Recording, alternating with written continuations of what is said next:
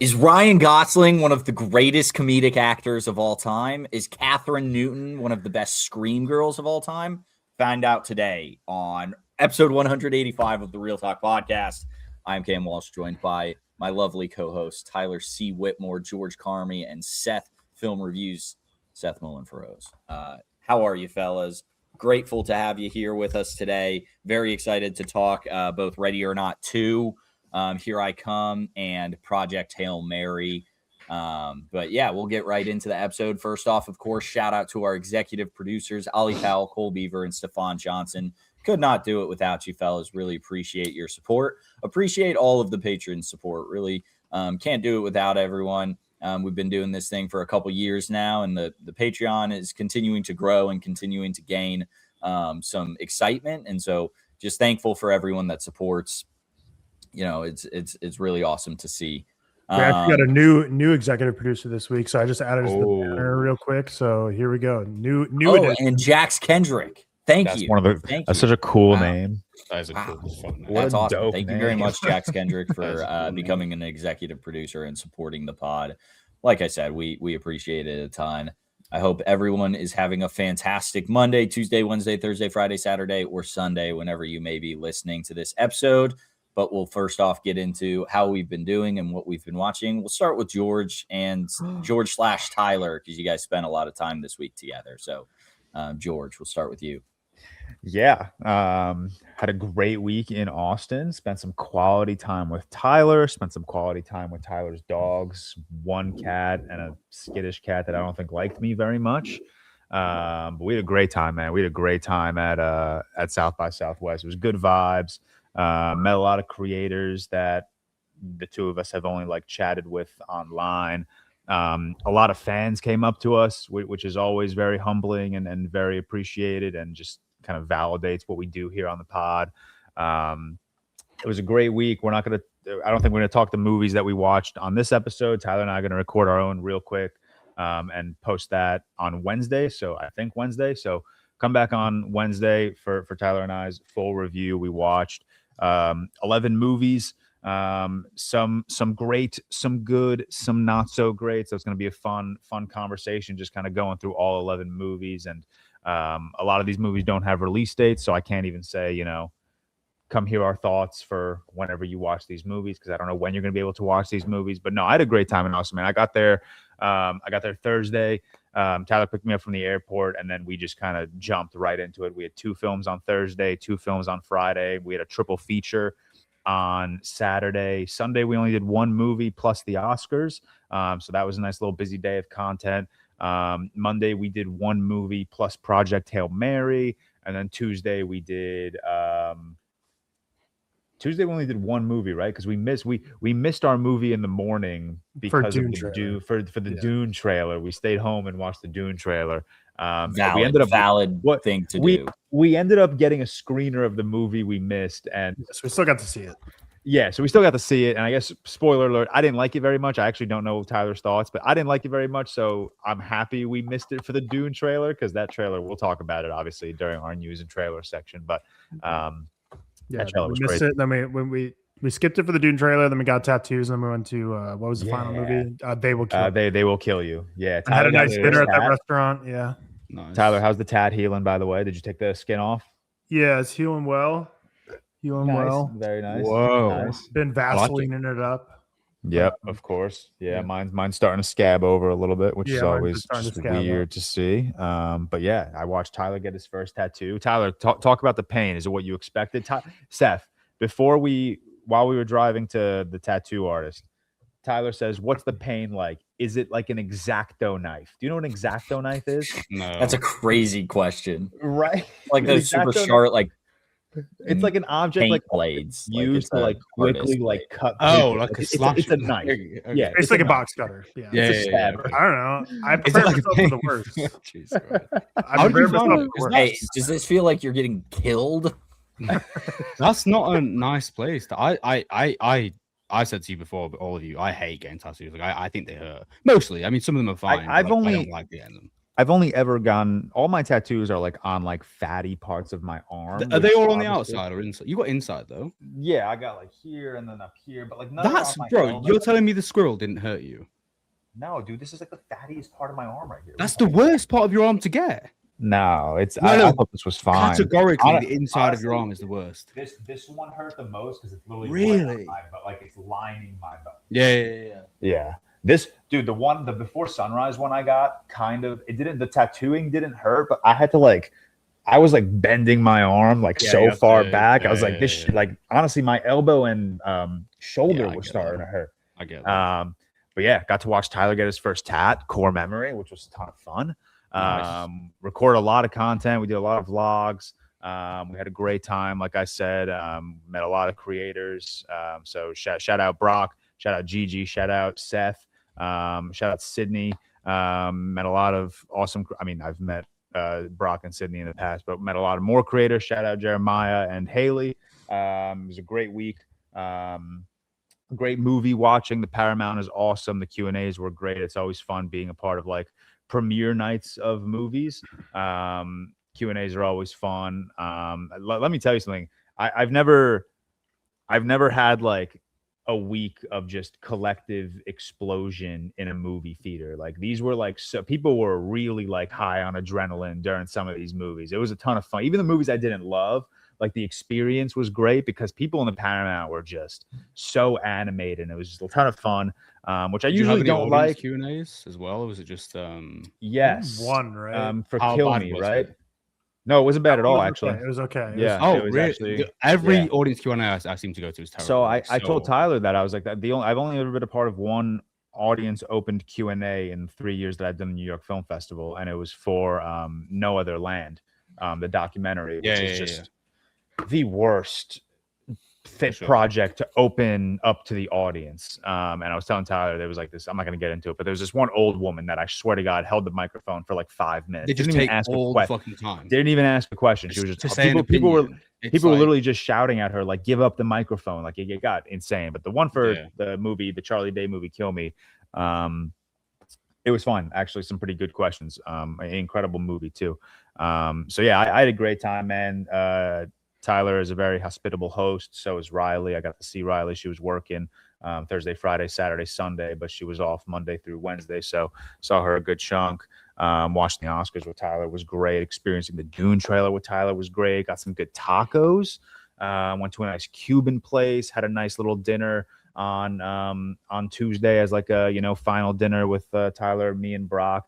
So overall, good week. I could see myself doing this one every year. This was a ton of fun, and it also helps that I didn't have to pay for a hotel. Shout out Tyler. So I could definitely see myself doing this one every year. We're not gonna, like I said, get into what movies we watched and what we thought about them. So on top of all of the South by Southwest screenings, I watched Zootopia 2 finally with very, very late to the party, but it's on Disney Plus now. Victoria and I watched it. I thought it was cute. I thought it was funny. I definitely remember, it's been a while since I've watched Zootopia 1, but I definitely remember loving the first one a lot more. I definitely like the second one. People see a 3-star and think that's a negative rating. I don't know how many times I have to reiterate this. A 3-star is a good movie. Okay, it's a movie I had a great time with. It might not be one of the best movies ever. It might not be a movie I ever rewatch, but a 3-star is a good movie, and I had a good time with this movie. It's always fun hearing Jason Bateman in this role. Same with Jennifer Goodwin. I think they're both really awesome as Judy Hopps and the Fox. I don't know his name, Nick, I believe. And then that's it. Project Hail Mary, which we'll talk about in a sec. I got to watch that twice. I'm very happy I got to watch that twice before the pod. And then I watched a short film called Voiceover. Really cool little 10-minute short. It's like broken up into like 3 parts, all with one narrator who's kind of like, the narrator's like going delirious. So like it opens up, he's like narrating one part of his life where he's like this astronaut in space. And then as it like moves into the second story, the narrator's like, wait a second, that's not who you are. Like, you're this guy in World War II. And it's like, he's like kind of going delirious, not knowing like who he is. And it was a very cool experience. Nothing special about the way it was shot or anything, but like, I like the way, like there's 3 stories in 10 minutes. It was very cool seeing how like the short, like flowed from one story to the next story to the next story. And then as you get closer to the end of the short, it's like you're kind of bouncing back and forth from each of the 3 stories, never really knowing which reality is true. Maybe all realities are true. It was a very interesting experience, but very cool. Another short film that just kind of popped up on my YouTube recommended that I threw on. But that's it. What else? I watched the Ted season 2. Really enjoyed Ted, the show. I think it's really funny and fun. Could be really wholesome, could be really raunchy. I just think it's a good combination of just a lot of like comedic emotions. But yeah, that's about it. I'm back in New York. I didn't really do much this week. I flew in Wednesday morning, kind of used the half day to get my life in order, do my laundry, get back in the gym routine. Thursday and Friday, I was working. I didn't take like the entire week off, so I had to just jump right back into work. And then Friday, Kiki, who lives in Charleston, is here. So I took Kiki and one of her friends in Victoria to see Project Hail Mary. And then yesterday was a chill day. I woke up.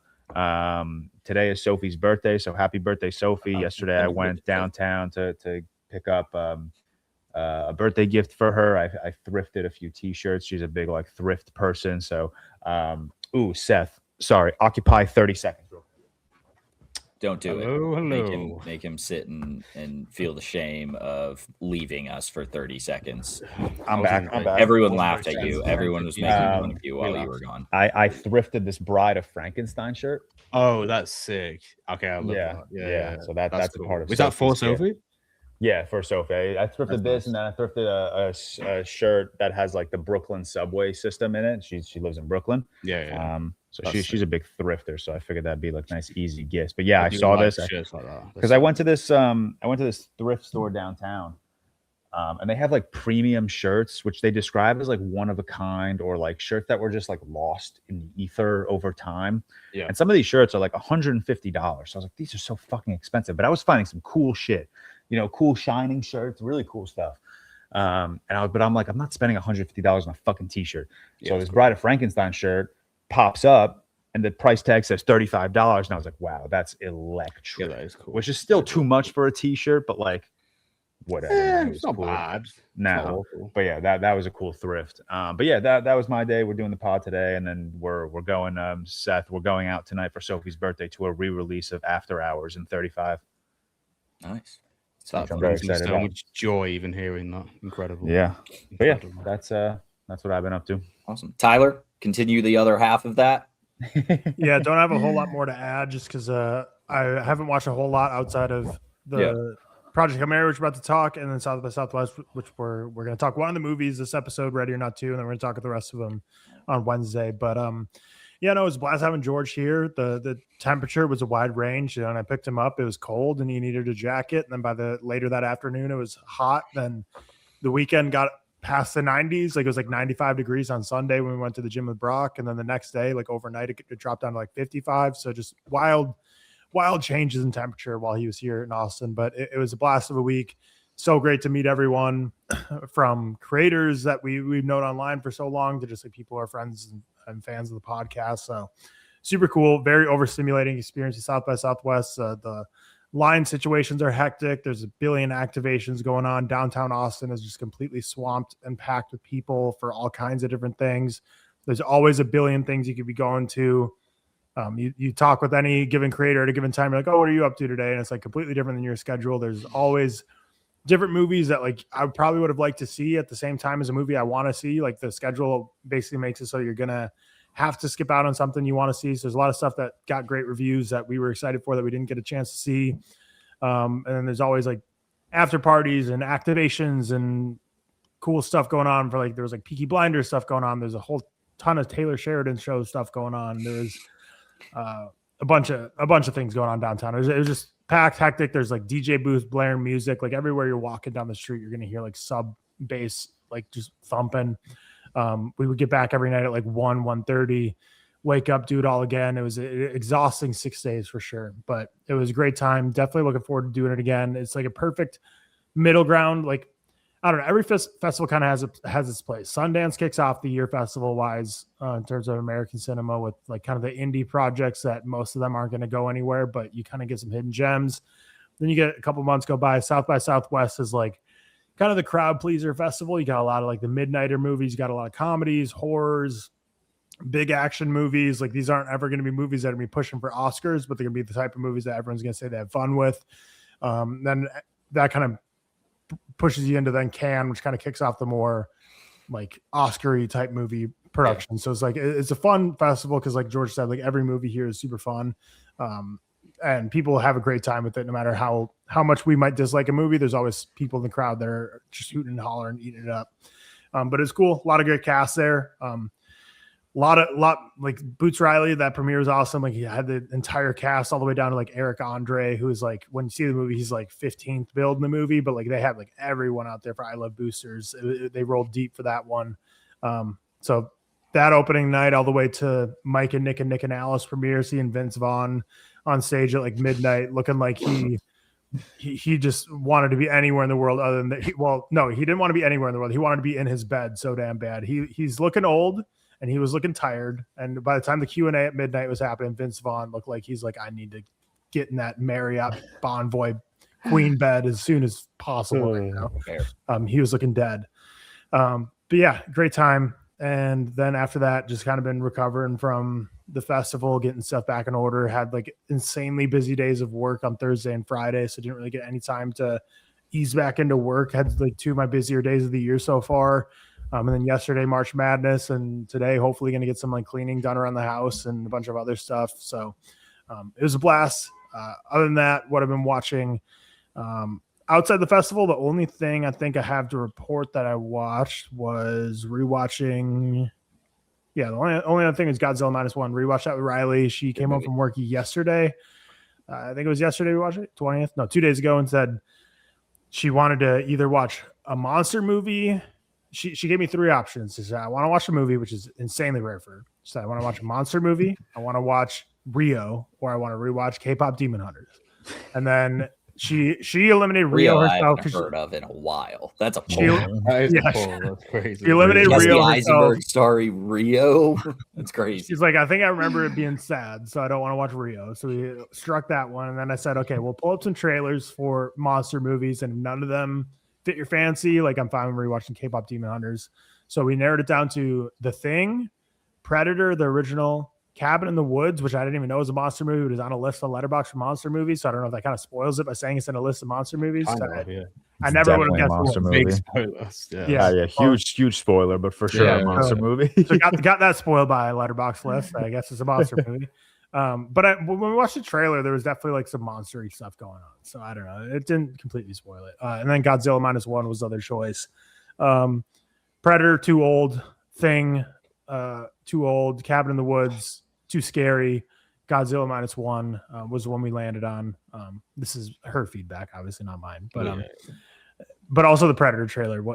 I'm sure it's a great movie. I haven't seen any of the Predator movies. The trailer was just corny, horrible, like 1980s. Very, very funny to look back at. Yeah. But yeah, we watched Godzilla -1. Great movie, visual effects, very fun. The atomic Godzilla movie parts, I guess happens twice, is so electric. But definitely didn't like it nearly as much as watching it in a theater, which is natural for a movie like that, like a big blockbuster.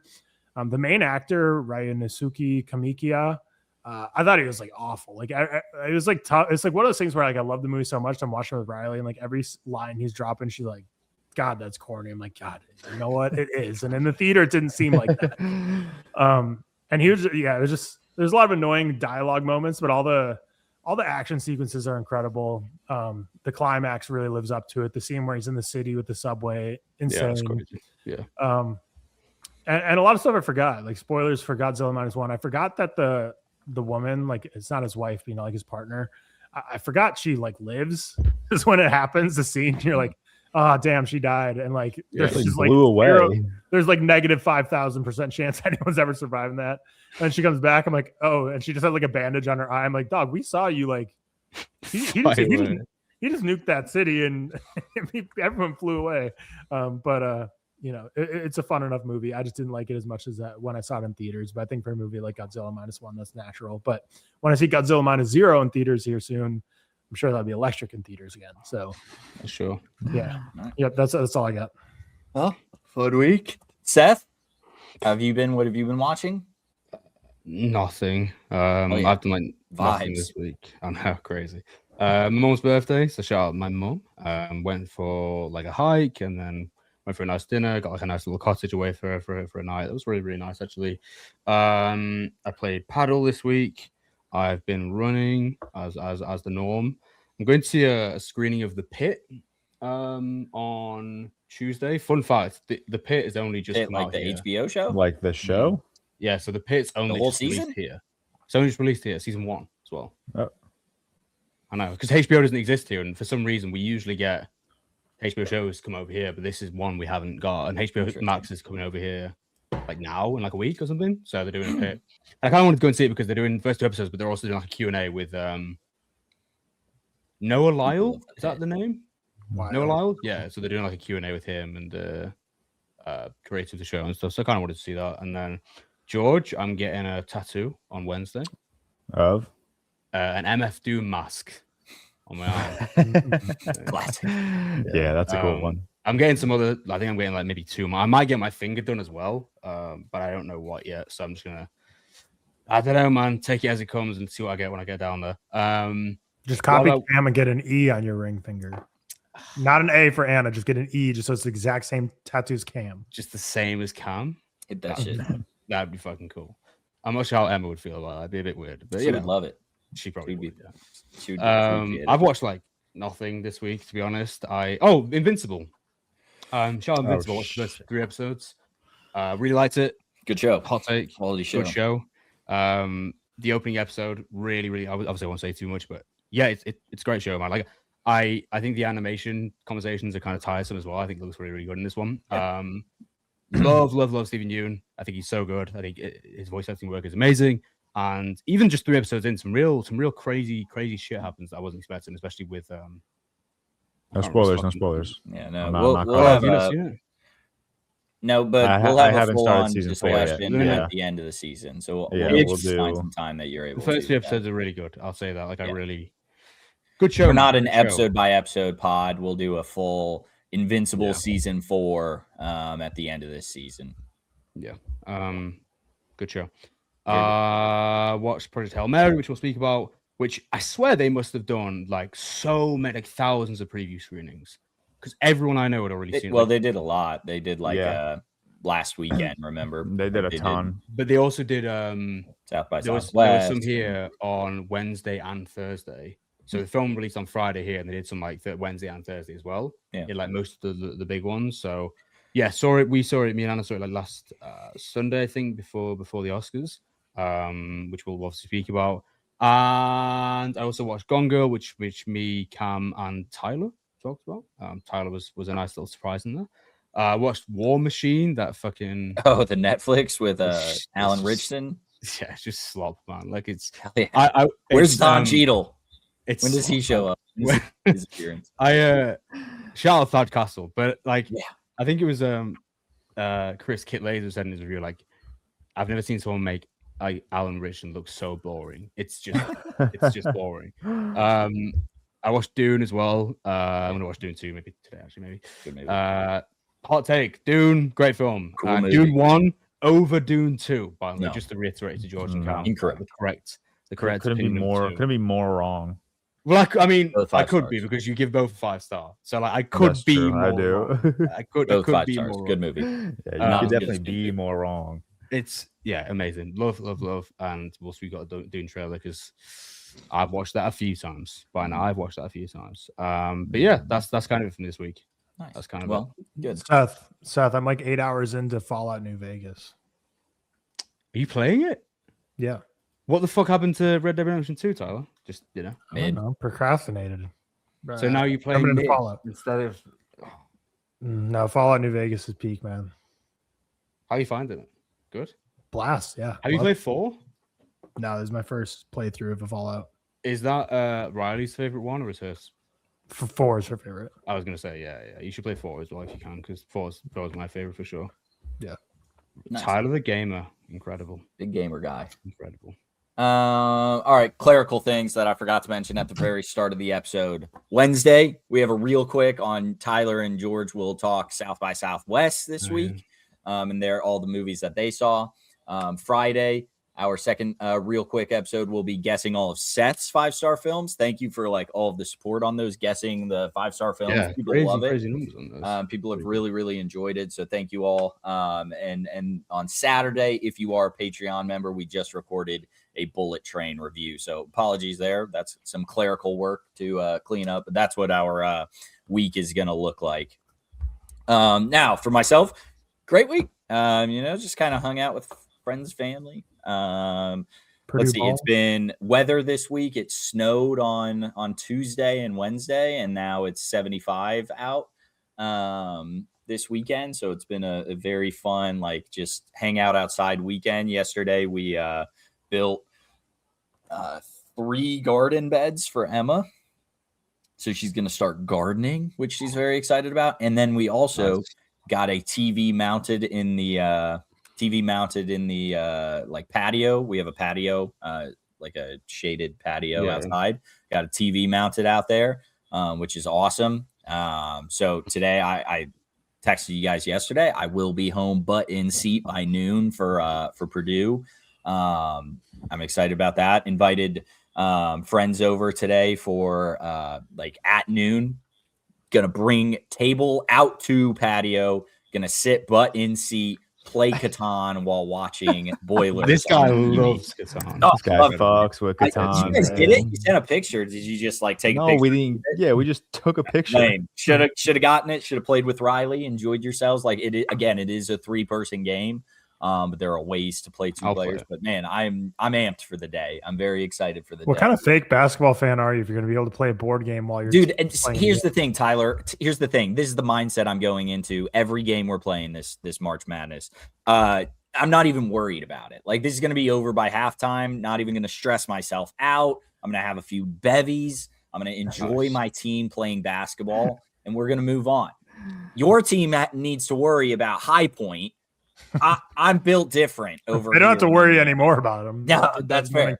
We are built different in the West region, and if I look silly tomorrow afternoon, I'll be pissed because today is just a cakewalk. I wasn't going into Queens game worried. I'm not going into today worried. I have to play fucking Texas in the Elite Eight, and then we're taking care of business when Arkansas beats Arizona. I love that you say I and we. Indiana. Yeah, that's basic. Boiler community. We are in this thing. It's chilling.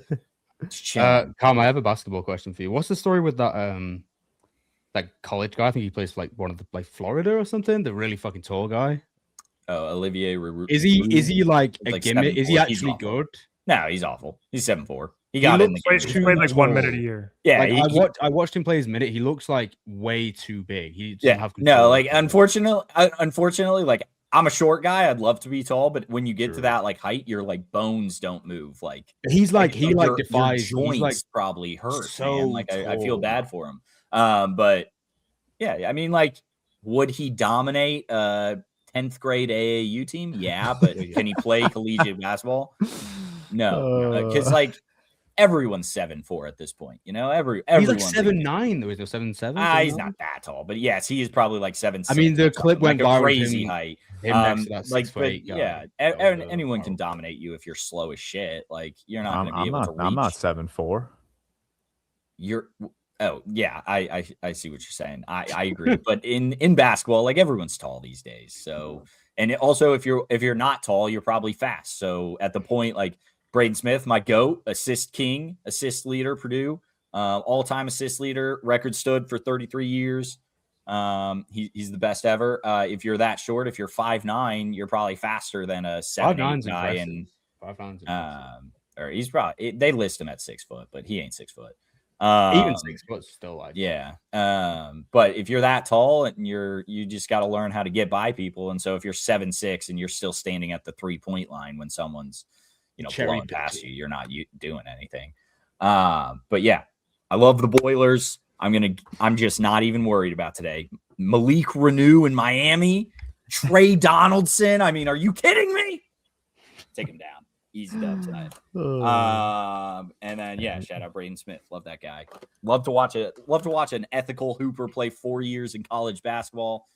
Would love to see him do well in the future, but again, 6 foot might not be the case. But hey, don't let me doubt you, Braden. you go do your thing, King. Go Boilers. Other than that, yeah, hung out with family and friends, like I said, this week. Built the pottery, or not planters, I mean. Yeah, other than that, not a whole lot. I will say we have 2 neighbors on our sides that have like kids, so they've been hanging out a bunch, which has been great for Bailey. Really been enjoying that. Our one neighbor, they were like going out on date night last night, and we were talking to them about that. They're like, we're taking our kids to our parents, going out on date night, and we were like, oh, what are you doing? And they were like, and she was like, we're doing something. So like the symphony orchestra comes in town every once in a while, and they're playing tonight. Movie Empire Strikes Back, and I go, fuck, I forgot about that. I meant to get tickets. I completely forgot. I'm an idiot. Yeah. So that was me. I was like, damn it, Emma, we were supposed to do that, and I just completely forgot that they were in town. So that was a bummer. But neighbors went and saw it last night. I hope they enjoyed themselves. Otherwise, yeah, that was my week. Just the only movie I watched was Project Hail Mary. I watched Invincible, finished that show, and then also watched the new season. Like I said, we'll do. Did you rewatched all the first 3? Yeah, I rewatched 1 through 3. Just great show. Love it immensely. Excited to get into Daredevil Born Again, which a lot of people have been sent. And so I'm excited for that season, which apparently is very good. So many people have been sent screeners of that. Yeah, I was talking to Alex and Sammy, and I just, it's very funny how they determine it, because Sammy got it, but Alex didn't, and so he was all pissed off, and I'm like, I don't know. I was like, I didn't get it either, man. I don't. Unfortunately, I didn't get it either. Well, what's crazy is they sent the whole season. They didn't just send. Like, yeah, I know they didn't send them like everything. Or whole season, which was wild. But yeah, very excited for that. Great slop time of year. But yeah, other than that, just been consuming college basketball content night to day. I fell asleep on my couch Thursday and Friday. It was beautiful. Just watching ball and passing out on the couch when I couldn't make it any longer into the wee night hours of the night. But yeah, we'll get into Project Hail Mary now. I think we've all seen it, right? Yeah. We will start with that, and then we'll move on to Ready or Not, Here I Come. So time codes are below if you want to skip to news trailers, or if you have or have not seen Project Hail Mary, you can watch the spoiler and non-spoiler section, depending on what you'd like. But we will start with non-spoilers. Believe in the Hail Mary. Science teacher Ryland Grace wakes up on a spaceship light years from home with no recollection of who he is or how he got there. As his memory returns, he begins to uncover his mission, solve the riddle of the mysterious substance causing the sun to die out. He must call on his scientific knowledge and unorthodox ideas to save everything on Earth from extinction, but an unexpected friendship means he may not have to do it alone. Starring Ryan Gosling, Sandra Hüller, James Ortiz, Lionel Boyce. Those are the big names, but really it's starring Ryan Gosling and Sandra Hüller. That's about all that we get in this movie. And then James Ortiz voices Rocky. This is based on the book by Andy Weir, Project Hail Mary, directed by Phil Lord and Chris Miller. And it is doing gangbusters at the box office for a non-franchise film, even though obviously based on a book, but non-franchise film. It is the biggest opening day of all time at 33.1 million. Really? Still slop, of course, IP. But fantastic opening weekend for Project Hail Mary. We'll start with we'll just go same order we went, how you've been doing, what we've been watching. We'll start with George. What are your non-spoiler opinions on Project Hail Mary? I love this thing, man. I love this thing so much, and I'm happy I saw it a second time, because it really just kind of validated my love. Because like I was nervous the first time I saw it. I was just like riding like the high of just being in the theater and just watching a movie that I was so like anticipating, which can sometimes happen. But I got to see it again 2 nights ago, and I was just sitting in the theater and I was just smiling, and I was like, this is just like somebody made a movie and like they had me in mind. Like this is just such a perfect, like this is just such a George movie, man. Science fiction, adventure, lighthearted comedy. It's a movie about friendship and bravery and resilience. It's a movie that I think so brilliantly balances the intimate moments with the grand moments just so unbelievably well. It's so easy to look at like a blockbuster like this and just be like, yeah, this is just blockbuster IP slop. But like this does such a good job at like breaking that narrative that this isn't just like a blockbuster here to make money. Like this is just such a beautiful outing in science fiction. It takes care of all of its characters. It takes care of its core friendship. I love how we bounce back and forth from, you know, present to past, and we kind of slowly unravel how Ryland Grace got to the spaceship, what the mission is. You know, even towards the very end of the movie, you kind of uncover like how he in particular ended up on the spaceship. I won't spoil that right now.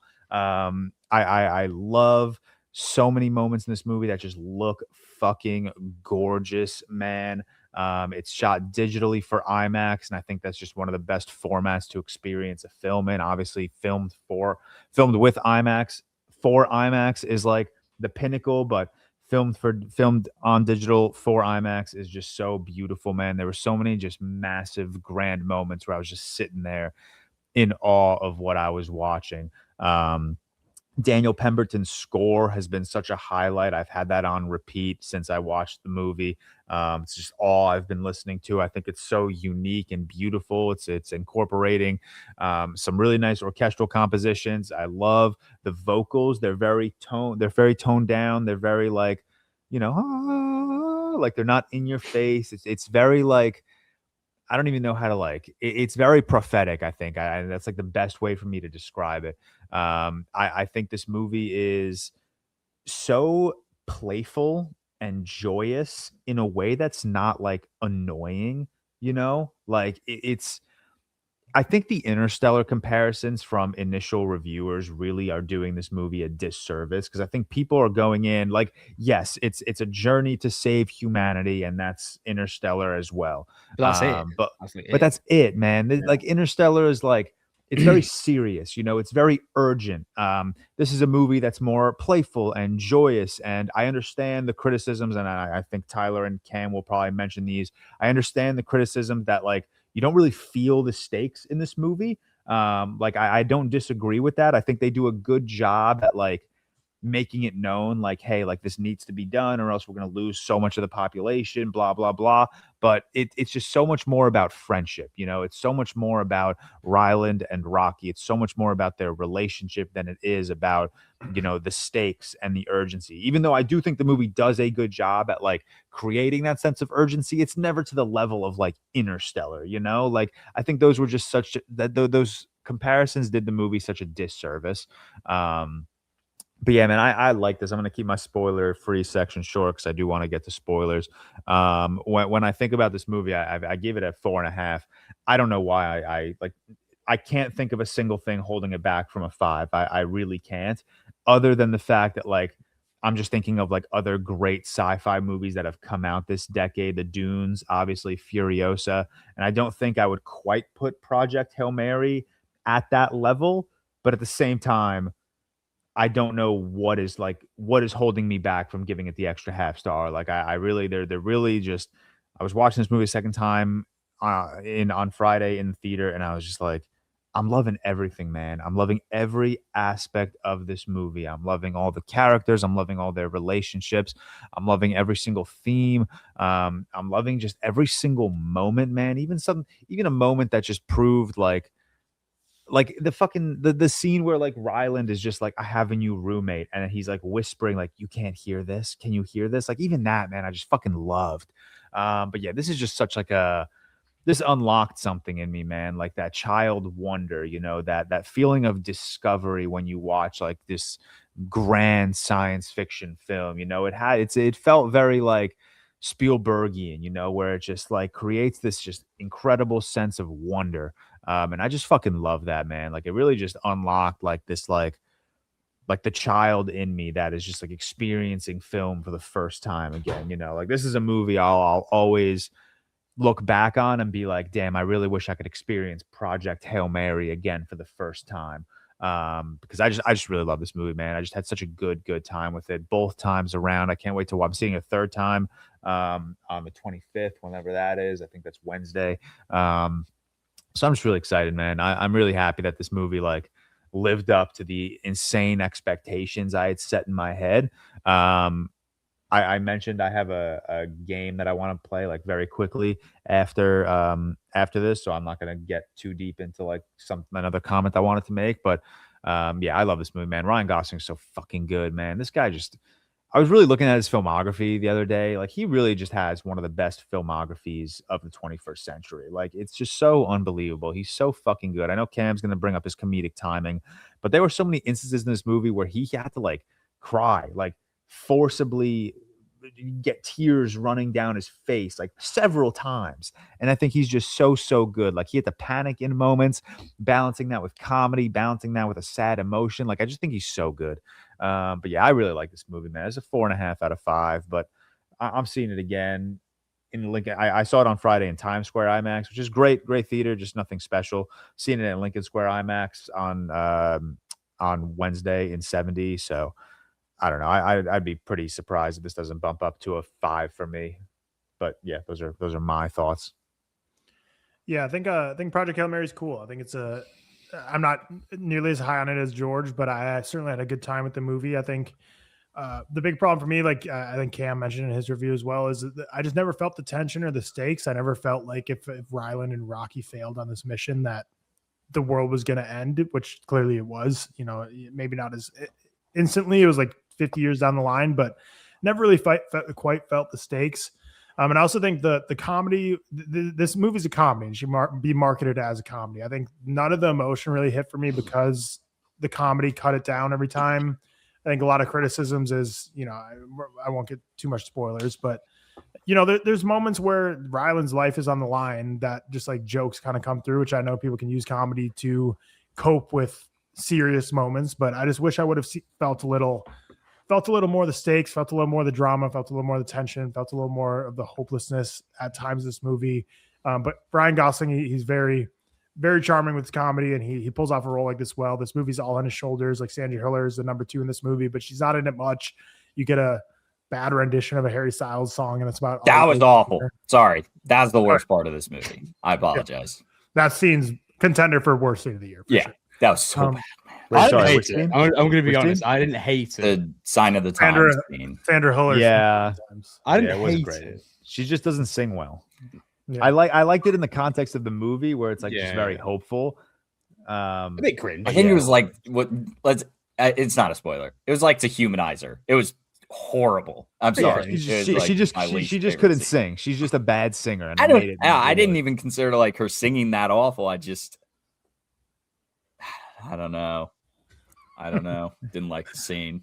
Weird. But no, I everything between Rocky and Ryland I thought was fantastic. I had such a blast with their relationship and the comedy between the two and them getting to understand each other. And you had the moments of light, you had the moments of darkness between the two, and everything between those two was great. Everything on Earth didn't move me much. And the tension of the whole story just I never quite felt. The score has grown on me a bit. I said after the movie, I was like, I didn't love Daniel Pemberton's score, but it was quite a unique score that I thought was pretty cool. I think in terms of Greg Fraser's work in in this decade, I think this is the least interesting project. I think Dune and the Batman are a lot more visually stunning than this film. I think a lot of the stills people are like posting that they thought were super wondrous. It just didn't work as well on me. Like the reds and the greens, those scenes, they just look too artificial for me. I don't know. That's why. I was eating those up. Yeah, man. and that's fine. That's fine, man. That's fine. Eating those up. But yeah, I thought this movie was very solid. I don't think I didn't love it. Didn't far from disliked it. It's just.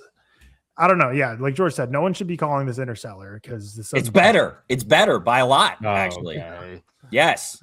There's my take of the day. There's my first. People were like, better than Interstellar. Yeah. Yeah. Thank you. Yeah.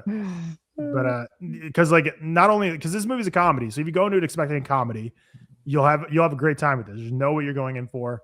I guess it should have been kind of obvious with Lord Miller taking it over. And I know I've seen a lot of discourse on Twitter. People have been like, well, you clearly haven't read the book. It's a comedy. And I've seen a lot of people posting pictures of passages of the book. That I'm like, okay, that's clearly way darker in the book than it was in the movie. But I haven't read the book, so I can't speak. I have read Andy Weir's The Martian, which was adopted into the Martian movie. Oh, I didn't know it was the same author. Yeah, same author. I really love the Martian book, so I'm sure I would love Project Hail Mary. And from the people I know who have read both, they prefer Project Hail Mary. So I'm interested to read the book to see the differences. I know one of the big things is, it's not a spoiler talking about Rocky. If we were talking about the book, it'd probably be a spoiler because apparently he's not in the book until way later, and everyone was disappointed when they were showing him in the trailer. But they market this as a buddy movie between Rocky and Ryland, and for the most part, it works. I just didn't think the stakes felt like Interstellar level, but also like when people compare like the docking scene in Interstellar, like, come on, you're setting this movie up for failure. You don't need to compare it. Yeah. I mean, good time at the theaters. Good time at the theaters. I was gonna say, escaping the planet was riveting, man. That had me on the edge of my seat. Seth, have you talked? I just got back. Sorry. No, I haven't. Yeah, Seth, yeah, I liked it. I feel very similar to Tyler in many ways, and then not similar to others. The to address the stakes, I actually didn't hate it. I felt quite a pull, gravitational, pun intended. A lot of the time, I think it was pretty tantalizing. I think Ryan Gosling, Tyler just mentioned, it is kind of like a one-man show, so to speak. Obviously, Sandra Hüller has her bits on Earth, which I think she's great. She's obviously a great actress. But Ryan Gosling is so dynamic, real physical performance, really funny. Things we all know about him, but I actually think probably for me, one of his best performances, maybe in that kind of top 3 range, kind of about there for me in terms of his best performance. So I would say, like, very much up there. Really? I think that across the board, I really enjoyed it. I'm probably like opposite of George here, where I don't know for me if it balances the big moments of the small ones that well. I love the intimacy between what's the character called? Between Ryland and Rocky. I think the intimacy there is granted a bit, sentimental and crowd pleasery and whatever, but I don't necessarily see that as a negative myself. I understand why others would, but I personally thought they had a really nice chemistry, and it was hopeful, it was optimistic, it was human, and I really liked those scenes. Like, I really, really enjoyed the intimacy between the two. The big moments for me, I wasn't as high on. Like, I'm a bit similar to Tyler, where I think it looked great, but I wouldn't, I don't necessarily think it's revolutionary or comparable to many of the great space movies of this, this century and alike. But I think it looked good. Like, I think obviously Greg Fraser, like, a great cinematographer, a great DP, and I think that shows again in this. Yeah, like, probably a little bit long for me in terms of what they were going for. I actually think they could have cut this down by quite a bit. I was with Anna, and Anna loves the book. Like, I think she gives it like a 5-star on Goodreads or whatever, so she loved it. She was explaining like some of the differences from the book to the adaptation. She loved the film. I do think, and I saw these tweets going in before watching it, that it throws a lot of fakes at you. It really does. Like, there are so many fake endings in this thing. It is literally Return of the King. Like, there are so many times when I thought it was going to end. Like, do you not agree though? Like, there are so many times, I do. This movie could have ended like 4 times before we got to like the actual final scene. Yeah, it carries on again. But I don't mind that. When I love a movie so much, I'm like, just keep giving me fake endings. It wasn't even like, it's like Return of the King, I think, has like 28 fucking fake endings. It honestly, I don't mean this like a derogatory way. When you watch like Avengers Endgame, that movie has like 19 endings. Yeah, it does. Yeah, like the last 45 minutes is just ending. It is, Cam. Stop it. I don't mean that in a bad way. No, I know. I like the score. I don't think it's like necessarily a negative. Like, if you're enjoying the film, I enjoyed the film thoroughly throughout. The score I thought was great. I think it knows exactly what to pull off at the right time in terms of the emotional stakes between the two. There was a select sequence, I won't say now, that seems to make me cry a lot. I'm sure we all know what sequence that is, but it definitely tugged on the heartstrings a little bit. Yeah, I'm not familiar with the other material, with the original material, so I can't really go into detail with that. I just know a few things have changed now. Didn't love some of the huge moments, but I think the intimate ones are really, really dominant, and there's plenty of like cryable moments as well. Yeah, I thought it was good. 3.5 for me, a high 3.5. Like, I was teetering between that and a 4. So overall, but I think Ryan Gosling's definitely in his element, and yeah, enjoyed it. Cameron, yeah, I had a great time with Project Hail Mary. Gave it a 4-star, 83 out of 100. Really, really enjoyed it. I think Ryan Gosling, I talk about him very highly. This I think officially puts him into my S tier. Like, I think he's my favorite actor of all time. Is he the best ever? Maybe not. Wait, don't get into that yet. That's my game. Trust me. We've done a whole fucking tier list. No. I know what it is. My game is cool. My game is cool. I know what it is. I promise. But yeah, I'm sorry. I'm going to talk a little bit more about him. Comedic timing of probably the best comedic timing I think I've ever seen from an actor between like this, The Nice Guys, not the other guy. Sorry, The Big Short, Barbie. Funniest in Barbie. Ryan Gosling just has like generational comedic timing. I think he's so fucking funny in this. Honestly, I feel the opposite of Tyler, where like the comedy for me like lifted the emotional moments of like I'm a guy who would just be cracking jokes and not be able to take anything seriously, unfortunately, in general life. And I really try my best to take things seriously. But like if I were in this situation, I would probably be just joking my way through just to get myself through the day. So like this hit for me from that standpoint. I don't disagree with the sense that like at no point did I feel like on the edge of my seat. Are they going to succeed here? Are they going to finish this? Like I did feel like it was pretty easy going through the movie. There's moments here where, you know, it gets intense and the score just booms. And I really enjoyed those moments. I just didn't ever feel like I was like nervous for the characters to get through it. The score is fantastic. I thought I really enjoyed it. The visuals in this thing are fucking nuts, man. They're insane. I loved it. My theater experience had a unplanned intermission. So like, you know how in space, like they cut sound sometimes as like, this is the like dramatic effect. This is the like space effect. Yeah. You can't hear anything. But even when those moments happen, like you see you can hear like tapping, but it sounds like a blunt pound or something. Everything just cut, like the sound, audio, the score just cut. How long did it take people to realize? It was like it was like a 20 seconds of like, that was a little odd to cut sound right there. I think I know what they're going for because it's a space scene maybe, but it feels like it was a very abrupt cut. And then after 20 seconds, it was like 20 more seconds of like, all right, no, I don't think this is supposed to be happening. And then someone stands up and they go, I work with the theater. This has happened once before. Like we'll get it fixed and be back on in about 5 minutes. And so that was kind of funny. So I went out, went to the restroom, got a nice refill. It was a great intermission for me personally. I was like, damn, that's awesome. I got a free bathroom break that I needed. That was my mom and dad went to see the movie yesterday, and my mom texts me, and I knew their movie was at like 5, and I got a text from my mom at like 6:30, and I'm like, no way is she texting during the movie right now. I was like, show some goddamn respect. She says, so we got to the part where insert spoiler here, and then the power went out in the theater, and everyone had to evacuate. Hell yeah! And they didn't even like replay the movie. They had to like, they left the theater and they just got like a voucher for one free movie. Yeah, that's crazy. That's a bummer. Yeah, at least ours like restarted right away. Didn't miss a beat. But yeah, it was a fun time. I went and saw it with some friends, Andrew, Mariel, and Em. They're all who are coming over to play Catan today, and we're 4 people on a podcast that have not read the book. I don't know anything about the book. Right, George, you never read it. You just were performing. I read like 150 pages of it. Yeah, I don't George read. I struggle on that. All right, relax. But I went with 3 people who had read, or I guess 2.5 people. Andrew said he was kind of on your boat. He got through 120 pages or something and didn't finish it.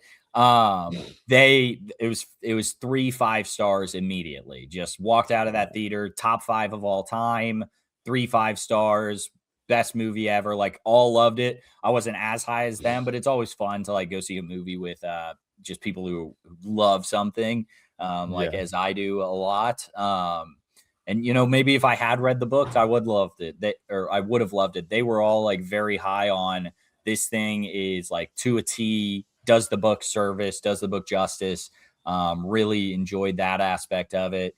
And so, yeah, I'm happy for them on that sense. This is a top 100 Letterboxd movie, 4.4 rating. I think so. I didn't fact check. I am. I mean, 4.4 rating. Like I'm is that surprised high. by how highly rated it is. Yeah.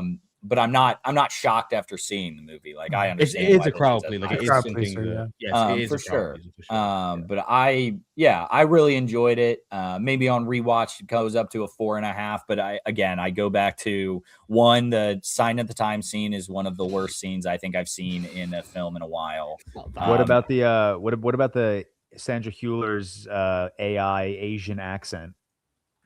I don't remember that one. Oh yeah, when that might have been when the talking. sound cut out. No, I'm kidding. What? No, She was talking to the speaks pilot. Japanese, Yeah.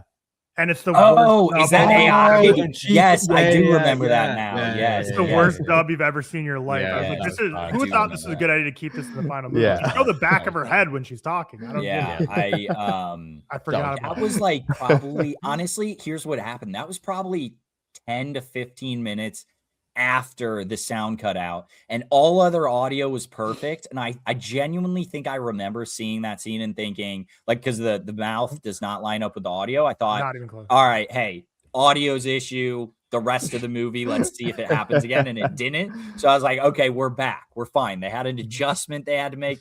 That makes a lot more sense now. What makes it Yeah. even worse? So it's Brutal. obviously one of the worst dubs you've ever seen in your life, or I believe you're speaking Japanese.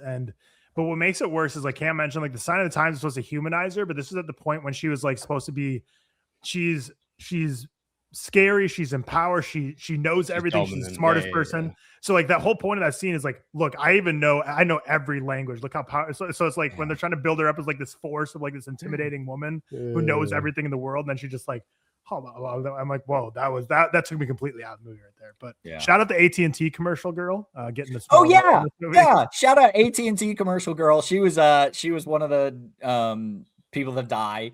Not a spoiler because it's just Ryan Gosling at the end or at the like in the ship when they make it. But also shout out Lionel Boyce, who is on who's the bear. I don't know. He's the guy Marcus. who's like, I'm not gonna mess up again. Yeah, Marcus. And Carl. like, Carl in the movie, Marcus and the Bear. Yeah, Marcus and the Bear. Yeah. That's what I thought you were talking about. Yeah, he's the guy that's like, I'm not gonna mess up again. Yeah, you will, but not because you're just because you're a person or whatever. Looks nothing like Marcus and the Bear. I didn't recognize him, but I heard the voice for like the first like 10 to 15 minutes. I'm like, I think that guy's from the Bear. I thought he looked absurdly older compared to his character in the Bear, but yeah, shout out him. Love to see a guy from a show I like, I guess. I think one of the big reasons that the tension like doesn't work as well in Project Hail Marys and Interstellar is because Matthew McConaughey genuinely wants to return to Earth, whereas most of the movie, Ryland Grace, you kind of feel like this guy's he's fine to die. So like, and I'm not saying that's a negative. I'm just saying there's a point of comparison that's difference between the two. Yeah, where it's that's like, fair. I think that's really what makes you feel like I'm not super scared if they fail because like the world's ending, but Ryland Grace's character doesn't seem like he really cares about that. Yeah, I see what you're saying. Counterpoint better than Interstellar. Can we pop on spoilers? Yeah, I do want pop on spoilers. Let's get into it. So 4.5 out for George, 3.5 for Seth and Tyler, 4 for myself, and 83 out of 100. We will get into spoilers now. Skip ahead. We'll have timestamps below. Tyler does a great job with that. So skip ahead. 3, 2, 1. Dead. George, go. Yeah, I was gonna say, like, I kind of like that. Like, the movie makes it very clear, like, Ryland Grace is expendable because he has no one on Earth. Like, they make it very clear, like, you have no family. You don't even have a fucking dog. Like, they were really like grilling this man for being lonely. And I think when the ending came around, like, they did such a good job at being like, Ryland Grace made the right decision to send the probes back to Earth and then go to what's Rocky's home planet, Erden, or whatever it's called. And like, I think it's, and I was going to ask you guys this, do you think it's implied that like he's never going back to Earth? Because I think like the movie does a good job at making me think like Ryland Grace finally has a friend. Like he finally has someone in his life. He finally found purpose. When you're talking. Like when do you think he's not going? I thought the whole time at the end, the final scene like at the very end, he's on Rocky's planet, and Rocky says the project, the Hail Mary is ready. like Is to it go. not Yeah, he's not implied going And he just it just I don't think implies he's he going stays back. there. No, I don't Yeah. think so. He ain't Okay, going back. that's why. That's why. I think the found movie like does a a good life job. that matches what he had, but he's happy Exactly. within that. He finally like has community, purpose. whatever. He finally like has someone. Like I don't Yeah. believe that like the character of Ryland Grace, like if choosing between going back to Rocky's planet with a friend or going back to Earth alone, Yeah. I think the movie does a good job at building up this character as making that decision to go back, save Rocky, and then go to Rocky's planet. Yep. I agree. I don't think they're going back to Earth. But so now that we're in spoilers, big general idea of the movie is these amoeba, or what are they? Astrophage. Thank you. Astrophage are eating the sun. 30 years from now or so, like half the planet's going to die from extreme cold and loss of crop. And so Ryland Grace goes up to space to discover one star that is not being eaten by astrophage. Against his wish as well. Like that's what we realize. It's against his wish. He says no. Yes. So he goes up into space. He doesn't know why he's there. He meets a guy. He meets a friend named Rocky, a rock. They become good friends throughout the movie. Their relationship really worked for me. I think just their bouncing back and forth was fantastic. They, down the line, you learn why he doesn't remember that he's there. It's because he was knocked out and forced to get on this ship because the rest of the scientists, like he was kind of leading the science mission. But there were other scientists that were supposed to go into space. Like he's not an astronaut. He's just a scientist. Their the definition of he accidentally made himself important at work. Exactly. So like you're the only option here. They all die in an explosion.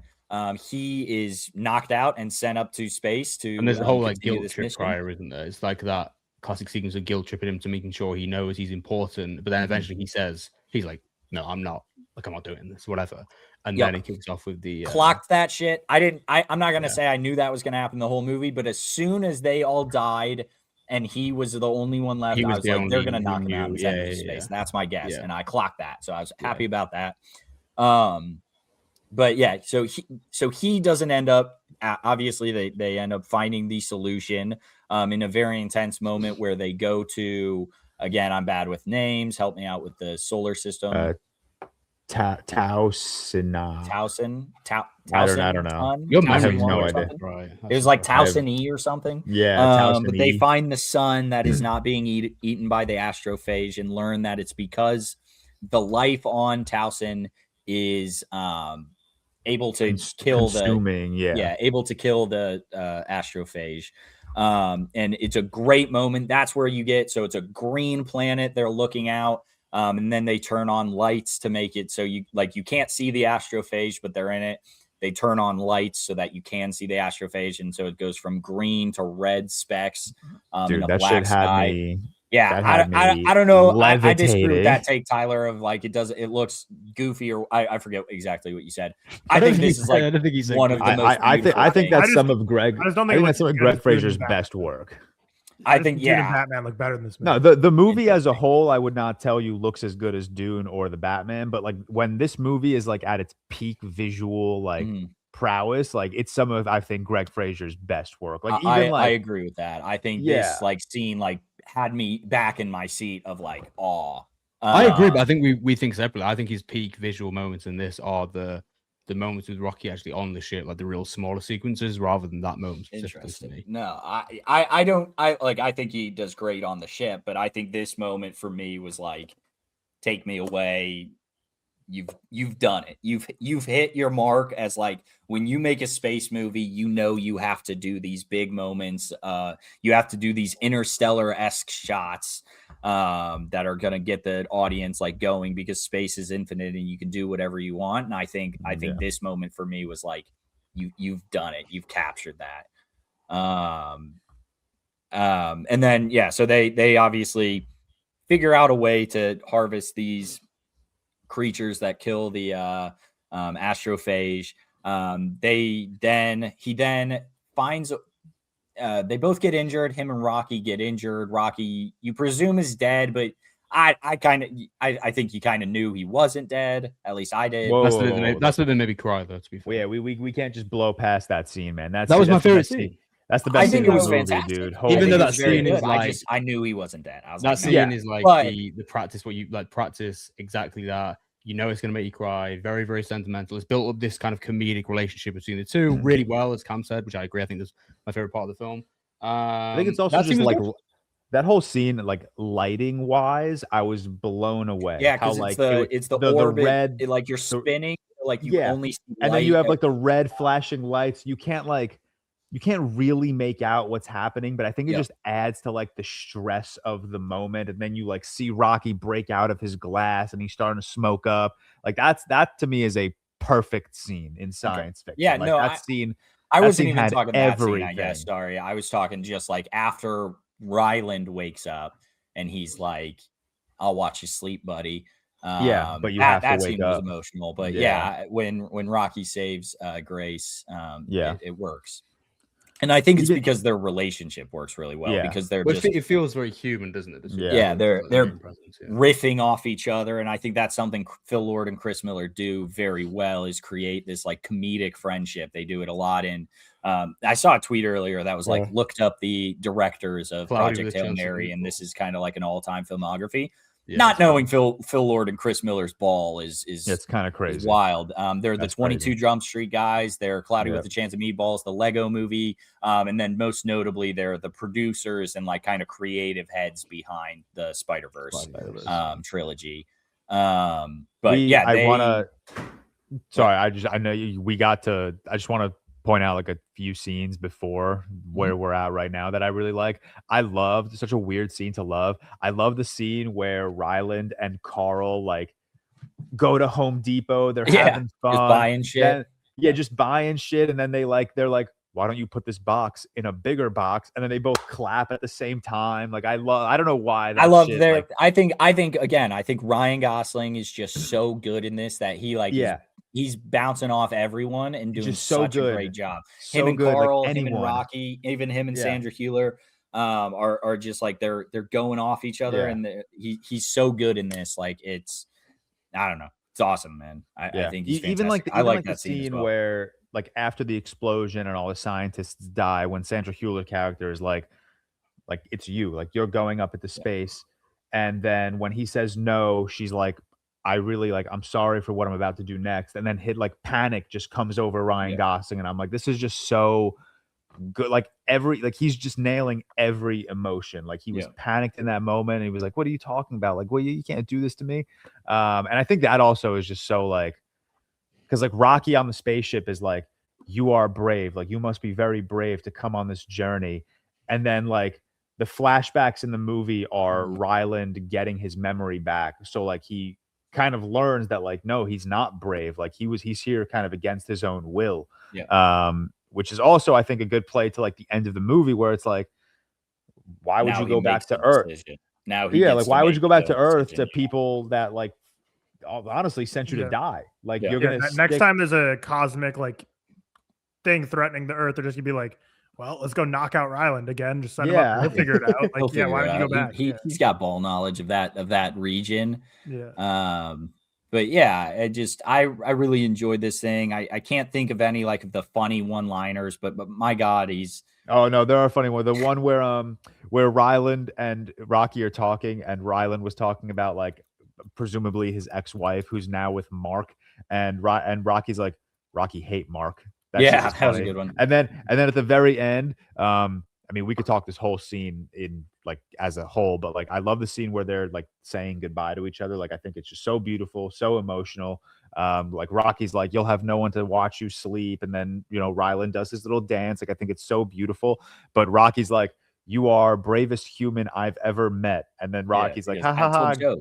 I told joke. You are only human I've met, which I thought was so fucking funny. Rocky's one of those characters that could be really badly done if you don't nail the like comedic timing and the humor and the build up between the two. If you don't nail that build up, if you don't nail the build up, the whole emotional like payoff within that moment where he saves and becomes like redundant, especially when he's on the planet at the end. Like, and honestly, the voice could have easily ruined the character of Rocky. Well, the choice of voice. That's what I'm saying. Like the choice, the choice of voice, like could have ruined the character of Rocky. But like I think they just found like such like a a playful, mature voice for him, which I think really works. I love, not a criticism of movie, the way they communicate makes no sense. Like no way. No, yeah, this is not a No. criticism of the movie or a criticism of the book. Yeah.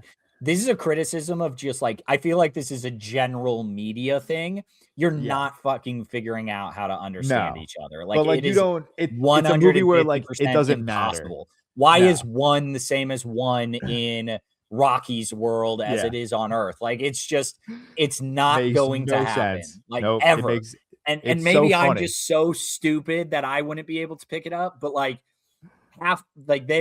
and again, I like it in the movie. It works well, their relationship, but like, you're just not going to be able to communicate. And I don't think that is specifically this movie. It's general, like, media, I feel like, has these things where they're like trying to figure out how to communicate with other things. Hell, Arrival, you're not figuring out how to communicate with those things. They mean nothing to you. This is blobs on a wall, man. It's like, and you're gonna be like, oh, that means sun. How, you don't fucking know. You have no clue.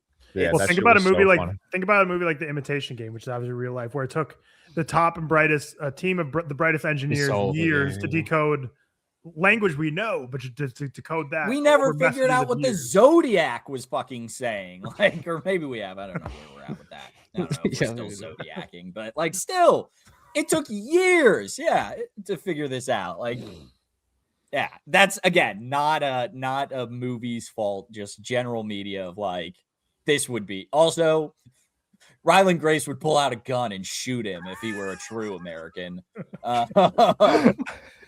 Alien being rock, kill it immediately. Punt that thing into space. My final thoughts on Project Hail Mary, that I really do like the movie, and I feel like if I sounded negative during this review, it's just because everyone's giving it like 5s and it's a 4.4 overall. So it's like, it's one of those times when like a movie's so loved that it's like, obviously everyone knows why it's great. This movie builds that spectacle, like Cam said. It makes you feel like a kid again in a theater.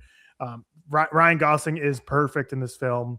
There's a lot to love visually. There's a lot to love between the relationship with Rocky and Ryland. So it's like, there's so much to love in this movie. It's just some of the things I didn't love. His attention didn't really work for me. I think some of the moments of more emotional weight didn't feel as heavy. And I think everything on Earth everything on Earth with Ryland was great, but like in terms of like him building up and learning the science stuff, but like the whole like end parts with like Sandra Huller just didn't work for me. Like trying to humanize her didn't work. You're still like it's like, you're not getting me. I still think you're just a terrible person. But also the ending I thought was great. I love the end. I think it's great. I agree. I don't think he's going to go back home because like we talked about why the hell would he go back to a species that abandoned him and treats him like shit? And he just has nothing there for him. And when also you have a planet where they can make you like a Hunger Games arena of whatever you want. Like he's like, I want a house by the ocean with like this weather, and then they're like, boom, here you go. Like, it's like you get to be a king there. Like I would just say that for sure. Stay there forever. Couple random points of things I enjoyed and didn't enjoy. I did remember a funny scene when Rocky first throws the message block or whatever that was Ryland, funny. And he's like, is that a bomb? It's a bomb. He just like cuts over, or he's like trying to brace himself. That was very funny. When he sits in the seat and it's like pilot detected. No, pilot not detected. Yeah, it has to pull himself out. Like when he opens the message too and he smells it, is his first thing. It's like, no, throws it in the like container. Yeah, that was also funny. Really, that was a great moment. One thing I really enjoyed, the ending when like Sandra Huller is on Earth and like the Earth is frozen over. I thought that worked to like show like, hey, this is actually happening. They figured it out. One, I don't understand. I don't get like time travel in space, and they never talk about it at all. Of like, Ryan Gosling looks 25 throughout this movie, and then everyone on Earth is aging, and the dead astronauts that went with him are like super old now. Like if you stay alive, do you not age? Like I didn't. No. The astronauts that died were just decomposing because it was a 4-year journey. So I think that's the assumption there is that they died early in the journey. Also, I mean, we're talking about the comedy, but the scene where he's like talking about the pictures and like saying, I didn't know who you are, but you seem like a good person. That might have been my favorite moment of score in the entire movie, as like the bodies were exiting the spaceship. Like I thought that was beautiful. Yeah, that is a good scene. They sent up a ton of hair products into space with him. Clearly, Yeah. He Also, had a classic perfect movie. haircut, bro. Dog, if Classic I had a movie. razor and nothing, also I assume he's got a shower on there if you're going to be up there for 4 years. But obviously. he gave himself the perfect haircut. I thought they were going to keep him as he first wakes up. Obviously, his beard and looks disheveled, and then he shaves his beard and has longer hair. I thought they were going to keep him there and be like, yeah, this is the movie. And then no, he gives himself a sick low taper fade and is just looking great. But yeah, I really enjoyed this movie. It's tons of fun. I think there's a lot of emotional moments that work. I think there's a ton of spectacle moments that work. The score is really awesome. It's just, for me, I never felt worried about this mission or anything. And maybe for a feel-good movie you don't have to, but I don't necessarily think that's what I'm saying. In a movie like this, Yeah. that doesn't really even bother. One, I think I also just felt a sense of urgency more than clearly you guys did, but also it was never Interstellar level. I don't think that bothered me, because I think this movie makes it a point very quickly that this is a movie about friendship, and I think that's where I was It's really a hangout movie for focused the on. most part. Yeah, it really is just a good vibe. Also, the soundtrack is great. Yeah. The soundtrack's really, really good.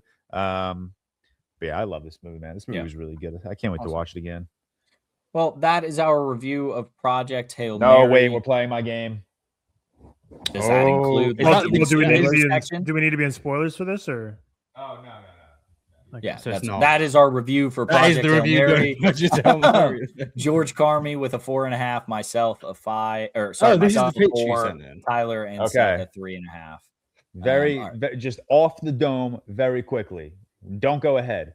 Is Oh. Ryan Gosling a top 100 actor of all time? For me, No. yes. Yes. What is this graphic supposed to be showing me? It's a. Don't worry it's a- about it. I like this. Yes. No. Are you serious? Yeah, probably 100. Yeah, I'm joking. 100. 100? I'm joking. Tyler, top 100? Oh, I get it. So, okay, yeah. Okay. Is Ryan Gosling a top 75 actor of all time? It's For me, hard. yes. Probably, yeah. Yeah. I guess. I don't. For me, I absolutely. obviously can only comment on ones I've seen. So yes, I'd move on. It's to kind of something. hard to. I don't know in I my couldn't, head. I couldn't think of a 75. Yeah, is that a yes for you, or are we keeping you in the 100, Seth? Yeah, Are go. you being- Go. Yeah. Are go, you yeah. being stupid right now? Go. Yeah. Is go, yeah. Ryan Gosling a top 50 actor of all time? Probably not. For me, yes. For me, For me, probably it's- not. For me, it's probably yes. He. Okay. This is where I'd have to start. I'd put him in top 50 probably, but this is where it's getting closer. Okay. Is Ryan Gosling a top 35 actor of all time? I'm Yes. still going yes. I think so. Not. That's where I'm jumping off the train. Yeah, that's high. That's crazy. Name 35 Is it? right now. Yeah, Top name of that the- 35. crazy? Top of Yeah, the- that is in order. crazy. In order. That is so. I don't think you can name 35 better. Cam, is he a top 25 actor of all time? for me, yes. Well, Yeah, he has for to me. become one. He said he was his. No, I for didn't me, say that. yes, Well, as You said we'll he's see favorite where of we all end up. time. All right, but I hadn't seen the graphic yet. No. The graphic's Is Ryan fine. is Ryan Gosling a top 15 actor of all time, Cam? Yeah, for me, for sure. What? Wow. For me Incredible. too, yeah. Wow. Is he a top 10 actor of all time? I'm gonna move. If you'd have my said, if face. you'd have said American I think so. actor, I think maybe. so, If you'd have said yeah. American actor, I I'd be think he more is. inclined. I think Wow. I That's throw crazy. him in the top 10. That's I think. Wow. I think he is. I Cam, think is he a top 5 actor I of think all he's time? number one. I do think he's my. I mean, you favorite kind of actor. have to put him number one after your statement. Yeah. think he's for, my for, favorite for me. actor. For me, it stops at 10. I think I would put him between 6 and 10. I think he's my favorite actor that I've ever watched. Just through his Yeah. charisma on screen, and then also I love Blade Runner 2049 with my. I mean, whole Seth, heart. Obviously, I'm gonna I be love honest. Big Short higher. I don't think you can name 75 actors better than No. Ryan Gosling. I Of think not you're- you think so. This is not just American actors. This is actors of yeah, all time. correct. I think Yeah, that's correct. crazy. I don't think Actors, that's crazy. actresses, George, everything. okay. Let's play this game then. Cam and George is only for you. Yeah. Daniel Day-Lewis, better or worse? I don't know if I'm going. No, no, better. no. I don't know if I'm We fully need going quick better. answers. or worse. I said That's he's my right. favorite. I said he's In my what favorite. way are you I'd asking? rather Are have you Ryan asking? Gosling in a movie? Is Ryan No, when you Gosling say better or top worse, 10 or actor- Daniel Day-Lewis? Is Ryan Gosling better than Daniel Day-Lewis? No. Is I Ryan think so. Gosling better than De Niro? Well, hold on. I think so. Tyler has the graphic up. I know it. Yeah. Oh, okay. Is, Is Ryan Gosling better than Daniel Day-Lewis? I would rather No. see Ryan Gosling. Is Ryan Gosling better than Robert De Niro? I would rather see. No. Ryan No, don't Gosling. you, Cam? Don't do that little cop out shit. Is he I better? don't know. disagree that maybe it's a cop out, but like I would rather in a movie, if you're showing me a Ryan Gosling project versus a De Niro project, I'd take the Ryan Gosling. 10 Is out of Ryan 10 Gosling better than Pacino? Yeah, 10. That for me is super easy. I don't think Pacino's that great. That's a take. That's a take. that- I mean, like that's- he's very that's- great, but like yeah, that's close for me, but I'll take Pacino. that one's probably. I the think easiest so far. Pacino has stained his career in the back like 20 years. Yeah, Leonardo DiCaprio. my eyes see Ryan Gosling. My I see DiCaprio. Christian Bale. Christian Bale. I think Gosling is better than Bale. That's crazy. Denzel Washington. You would have don't think- Bale? No, you don't have Bale That's in your crazy. top That's seven? crazy. I'm joking. I was waiting. Seth, man. Seth, that's I'm in so the top crazy. 5. I think that's a battle for Christian Bale and Ryan Gosling. We're taking the Big Short effect on those two. Denzel Washington. I'm taking Ryan Gosling. Ryan Gosling. Philip Seymour Hoffman. Ryan Gosling. Ryan Gosling. That's insane. You guys. Philip Seymour Hoffman's good. Or Yeah, great. at all. even. I mean, he's a Anthony great actor. Hopkins. Ryan Gosling. Ryan Gosling. Do you ever see Yeah, but maybe The it's Last top Night? 10. Ryan Well, he's Gosling is an just, S tier like- actor to me. Seth, hold on. Seth, Yeah. look at the camera and put your hands up. Because I don't want you looking on your phone or your computer right now. No, I because want I'm you not to- going to list of No, I don't want you to list. I will do. I'm George, not gonna I ask tell you what you- I will do. If you Hold name an on. actor, the same as you did. No. That's fair. This has If nothing to do you with name Ryan an actor, I will say if I think Ryan Gosling's better than him or not. This has nothing That's to do with fair. Ryan Gosling. You made it a point to call out if we're just talking American or foreign actors. I want you Yeah. right now, off the dome, I want you to just name 15 non-American actors. Just name them. Not if they're better or worse than Ryan Gosling. Just name them. Why Because don't I if you just have name met- them if they're better? Then? if you have Why don't I just name 75 better then? Okay, then name 15 better than Ryan Um, Gosling. Just off the like- dome. Am I counting actors. actors as well? Yep, Yeah. actors and actresses. Just off the dome. Name 15. Harriet Foreign actors. Anderson, Stephen Graham, Liv Ullmann, Gunnar Bjornstrand, Christian Bale. Technically. Yeah, I probably would put Christian Bale higher. Would I put Toshiro Mifune higher? Would I put Shimura higher? Probably yes. Would I put? I think some of these are crazy to put higher, but I'm glad that you're actually. Which one's naming crazy? actors. Most of them except Christian Bale. Do Stephen you know Graham. who they is wild. are? Stephen Stephen Graham is Graham- a crazy pull. Stephen Graham's a crazy pull, Stephen and I Graham? like Steve. Oh, Stephen like Graham's Stephen Graham. incredible. Get That's into, not a like, crazy pull. I think assume you Stephen take Graham's like great Brendan Gleeson. Yeah. Cam, what have you seen Stephen Graham in? I can't name it off the That's top of my fine. head. Let me go look it up. I have seen Stephen Graham. Or maybe it's crazy. Brendan because I have Gleeson's not. probably like. I know exactly. I'd, who Stephen okay, Graham I'd take is. Colin Farrell over Ryan Gosling. I think that's fair. I've seen Band of Brothers, 2001. I I've like seen Colin Pirates of the Farrell a Caribbean. lot, on but Netflix. I don't I think think Brendan Ryan Gleeson would be Gosling. around. Oh, he's the in same. Venom too. I forgot that. He's in Rocket Stephen League. Graham is not great. Stephen Graham's like incredible. No, Steve, That's fair. I'm not saying he's I don't not know. incredible. That's I just fair. think saying you Ryan think Gosling, there's top one of all time, love 75 him when you dearly. look at Ryan Gosling's filmography. there's I no don't way think you that. genuinely- I don't think Ryan Gosling's got a crazy filmography though. What? That's at I think Seth, man. that's I crazy. think Ryan Gosling. I think Ryan Gosling has a lot of great performances. I wouldn't say his filmography is crazy. What do you think's not great? So La La Land, do you think is let's go No. good to great? La La Land, Great. Stop. Blade Runner 2049. What would you say? Great. Great 4-star? I would say great. Well, Great. No, I'd I'm say saying good like to it's great, 4-star or higher. Good to great. Oh, yeah, great. Great. Let's just throw it out. Barbie, yay or nay? No. Great. I have it a 4-star. I Great. give it 4-star. I think it's really good. Crazy Stupid Love, Good. Great. I have it a Nice 4-star. Guys. Good. Great. So Drive. great. Good. Great. I've never seen The Notebook, to be honest with you. Don't know how he is there. Remember the Titans. Good. Maybe great. I really like First Man. Good. Great. So great. The Big Short. Where we fall? Great. Good. Great. Blue Valentine. I haven't seen it. Haven't seen it in forever. It's very good. I've never seen The Place Behind the Pines. Any Good. opinions? Great. Very, very Next good. up on this list, or one I skipped over, to be honest, is The Fall Guy. Don't need to hear the answer. The Good. Gray Man. Don't need to hear Good the answer. movie. Bad movie. Lars and the Real Girl. My favorite Ryan Gosling films are. I have 3 4 stars. That is. Oh, Song to Song. great. It's a great movie.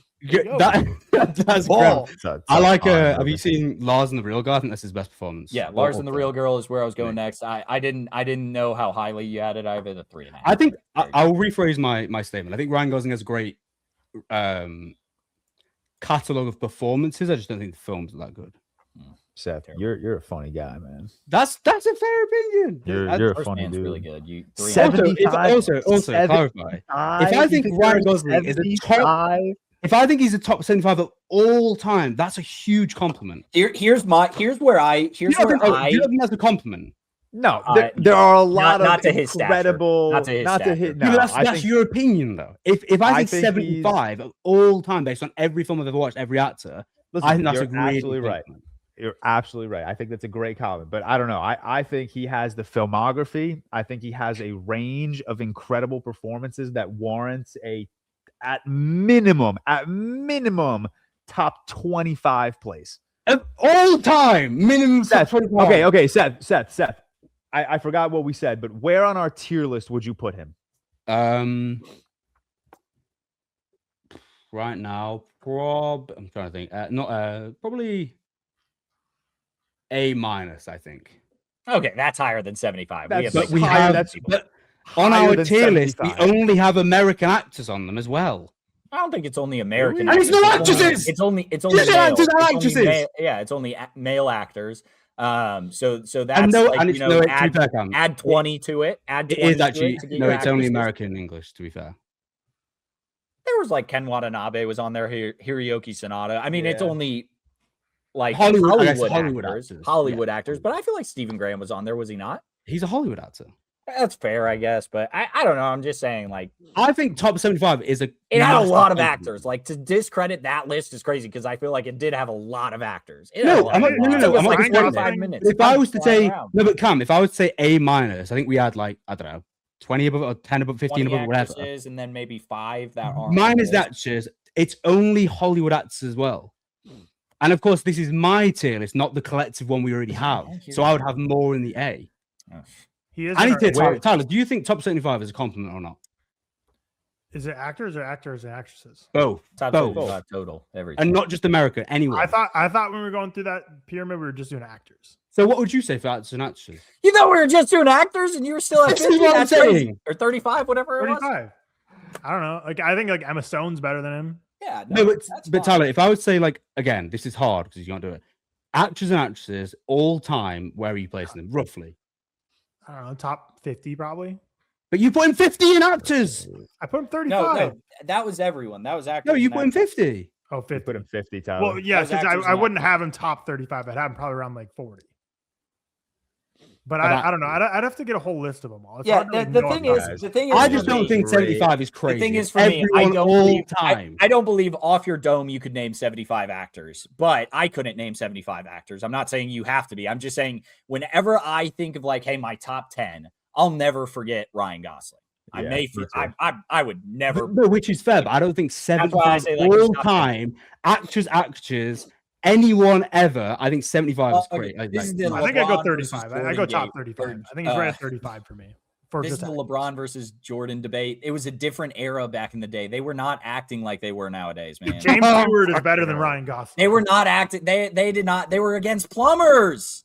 Being directed by plumbers. I'm not talking about Wilt Chamberlain here, Cam. Give me my God. Fucking Alfred Hitchcock is like Wilt's 100-point game. It didn't actually happen, man. Stanley Kubrick is like Magic Johnson. That's in 99, Cam. Give me a fucking. You're old in that film. Indiana State was useful back in the day, man. Like we're talking real league players right now.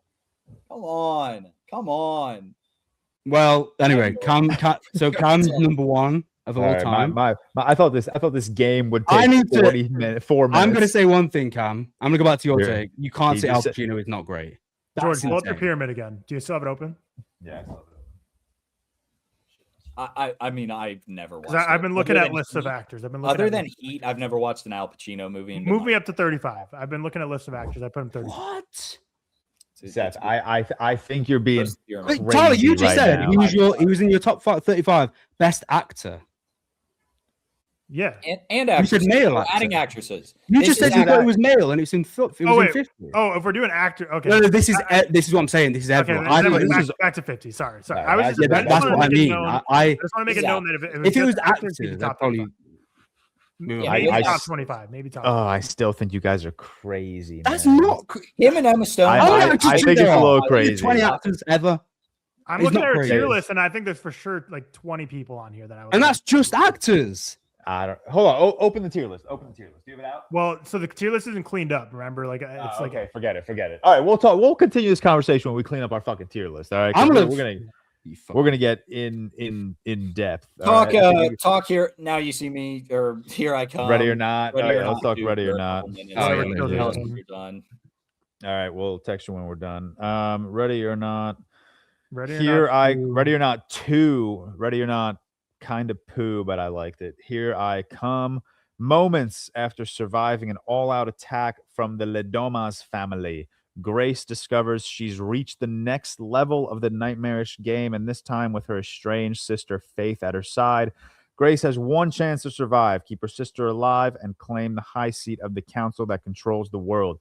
4 rival families are hunting her for the throne, and whoever wins rules it all. Tyler, we'll start with you. How are you? So we went into the South by Southwest screening, and I'm not a big trailer guy, and just reading that synopsis, I feel like kind of, I don't know. Gives that I a guess lot. the synopsis tells more about the story than I thought it would. Yeah. I didn't think it would spoil the whole like you rule it The all. high if you- seat, stuff like that. Yeah. So what I said immediately after leaving this movie was this reminded me a lot of John Wick 2, how John Wick was very self-contained, awesome, fun genre movie. And then you're like, okay, John Wick 2 is coming out. How are they going to expand that? And then they add on all these like high table elements. They add in this new lore, these separate gangs and the Continental and all these different like branches and all these different people are interconnected. And this underworld is so much bigger than we saw in the first John Wick. And it kept expanding, obviously, in the third and fourth. That is what they do here with Ready or Not 2. Ready or Not 1 is a very fun genre, campy little survive the night thriller, children's game of hide and seek, gone morbid. We've seen plenty of these types of movies before where they kind of put a spin on something that's normally childish and fun and make it terrifying. And then the movie ends and you're like, that was really fun. I don't think anyone in the world walked out of Ready or Not 1 thinking, yeah, the sequel's going to hit. Like no one expected a sequel to this. It just didn't set up for a sequel. No. But then they come out with a sequel. They have Catherine Newton as the sister. They have this whole, like it goes beyond this one family. This is a whole web of ultra elite families that are all connected to Satan that control this world and have all the power in the world, kind of David Cronenberg led. And you got all these different families that are all now fighting for the right to be the leader. And they kind of expand the game and basically say, okay, you have all these branches of these families. You send your eldest out there. So, I mean, I guess, I don't know how much we want to talk about without spoiling anything, but whatever. Basically, the elder of these families go, and that's David Cronenberg makes a cameo. And this is within the first 10 minutes of the movie. This is not a spoiler. David Cronenberg is the oldest of the family. They kind of realize now that this game is starting that their family's cooked if he has to fight because he's basically bedridden. Old as fuck. Yeah. So Sarah Michelle Gellar and Sean Hatosi, who are the younger one, the children of David Cronenberg, smother him, kill him because they're like, okay, we got to be part of this game. We got to give our family a chance. We're much more able-bodied. So then that kicks off this whole game of Samara Weaving and her sister, who there's this whole story that I just think is awful about this whole like abandonment. Like Samara Weaving abandoned her sister when she turned 18. They were in the foster system together. And when she turned 18, she had an opportunity to go out to New York City and start her life. And Catherine Newton was really bitter about that because she felt like she was leaving her behind. And it's just that never worked for me. And that was a lot of the emotional tension between the sisters as kind of a classic, like, we're both fighting for our lives here, but we're still going to have these side bickering moments where we're like not on the same team or same page, even though we're both going to literally die if we don't just lock in and try and survive this night here. But I mean, it ups the ante in terms of gore and kills. Like they definitely like raise the stakes in terms of how much violence they're throwing on the screen. I feel like this movie, they tried to be funnier in the first one too. I don't remember as much comedy in the first one as this one. I feel like a lot of the side characters that are in kind of the waiting room that kind of watch the games go down, they gave them a lot of comedic lines and scenes that I don't think really hit for me. There's a couple that did. There's a couple that were funny, but I just think this movie tried to throw so much more at the screen. They got a bigger budget. Matt Bettinelli, Olpen, and Tyler Gillette had some more money after making a couple of the Scream movies. They came back. I did see some behind the scenes stuff that this was a merging of two scripts. So basically, they had an idea for a Ready or Not 2 movie. They had an idea to bring back Samara Weaving because they've been frequent collaborators and do a Catherine Newton sister movie. Those were completely separate movies. And then they decided to take the two screenplays and kind of mash them together. So I don't know what the alternate movie would have looked like, but they basically had this idea for Ready or Not 2. They had this idea for a separate movie with Catherine Newton and Samara Weaving and this like sister survival movie, and they threw them together here. But yeah, because I mean, you have the high table in John Wick, you have the high seat of the council in this. Like, I think it really tries to copy the playbook, I feel like, in terms of expanding the lore of this world. And I think the movie's fun enough. I think, to me, I still stand by it. I think this movie's not much worse than the first one. I think it's like a half star lower. I didn't love the first one, so this is a 2-star for me. So did I hate it? It was fine. But I certainly like the first one more, which I also thought was just fine. I just think the comedy didn't really work in this one. The sisterhood dynamic did not work in this one, but it had some fun kills and some fun gore. Also, the movie's really weirdly paced. I think we talked about Project Hail Mary, how there's called pump fake endings. I don't think there's a pump fake ending in this one, but you get to a point where there's another wedding in this movie where I feel like it just really screeches a lot of momentum. And you're like, and I remember looking at my watch, I'm like, this feels like this is something that happens when there's going to be like an hour left, but my watch is saying there's like 15 minutes left. So I was like, I don't know what's going on here. So again, I think after the fact, when I learned that this was two different movies kind of mashed together, kind of made a little more sense. Cause I'm like, yeah, there seems like they had a lot of ideas here, and I don't know if they worked for all of them, but it was fun enough. I think some of the new cast members were fun. Some of them not so much. Love Elijah Wood in this. I think he's great in this movie. But yeah, I thought it was, I think if you, whatever you liked, whatever you rated Ready or Not 1, I think a half star to 1 star lower is all you're going to go. I'd be hard pressed to find someone who loved the first one that hates this one. But the most surprising thing ever for me would be, I just don't see anyone going to see this that says they like it more than the first one. I think that would be the biggest shock for me. So that's kind of where I'm at with Ready or Not 2. I think it's basically a rehash of the first one. I mean, the first 5-10 minutes of this movie literally pick up immediately in the final shot of the first movie, and they just kind of show exactly what happens after that. So this movie does come out 7 years later, but they really pick up exactly where they left off with the first one. So I know you liked it a little more, so I'll let you talk about it now. Yeah, I mean, I think you said this like immediately after we left the theater, where it's just like take everything in the first movie and just make it worse. For me, it was a lot worse. I give the first one a 4.5. I've stuck by that movie. I've defended that movie. I think that's one of the best horror comedies of the last 20-25 years. And then Ready or Not 2, I came out mixed. Definitely higher than you. I gave it a 3-star. But we were also saying before the movie started, we were like, well, it's been 7 years since the first Ready or Not. Like, maybe they're so confident in the script they have that like it's going to be like a great movie. Like, maybe they didn't try to force a sequel a year later, given the success of Ready or Not 1. So maybe they have something special here that like genuinely warranted, this sequel to be made. But that's not the case. It really is just everything about the first one, just not as great. It is bigger. It is, it is bigger in scale. They're not like just in a house this time. They're like across a whole golf course for much of the movie. And that's really the only like bolder, I guess, decision in Ready or Not 2.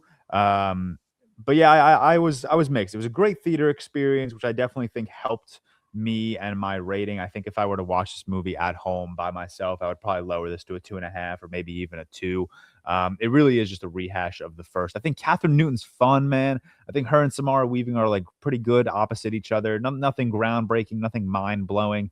But I do think they have just like a fun dynamic. I didn't care for the whole like sister, butting heads narrative. Like you're being hunted. Like, don't talk about your fucking like deal with the being hunted part first and survive that, and then deal with your childhood trauma of being abandoned. Like, yeah, I don't think it was necessarily as funny as the first. I don't think the kills were as great as the first. I don't think the supporting cast was as great as the first, with the exception of like a couple of bodies here and there. Sarah Michelle Gellar I think is really fun. What's his name? Sean Hatoshi. Sean Hatoshi, I think is fun. But yeah, it really is like I wish I had something more meaningful or more insightful to say about this, but it really is just Ready or Not 1, just not as good. Everything like the shot selections, I think were, that you have these like broad shots of the golf course, which are just very bland, nothing really inspired. The mansion, even when we were inside the mansion, didn't have like that cozy gothic feel of the mansion in Ready or Not. This movie is, and this is not an original thought. I think even Sydney said it in her Letterboxd review. It's just Avengers Endgame for the Ready or Not universe. There are 2 suit up scenes in this movie. Two of them, when she's in the hospital and she has to put the bloody dress back on, and then at the end of the movie when she puts the shotgun shells and picks up a shotgun. Like, our theater went crazy for those, and it was fun. Obviously it's a fun experience, but yeah, man, I wish I had something more meaningful to say, but I really just I wasn't rocking with this as much as I would have liked to. I definitely liked it. I didn't come out of it like pissed off or like, damn, like what the fuck was that? And I know we say this all the time, like, no movie is necessary, but this one in particular feels unnecessary.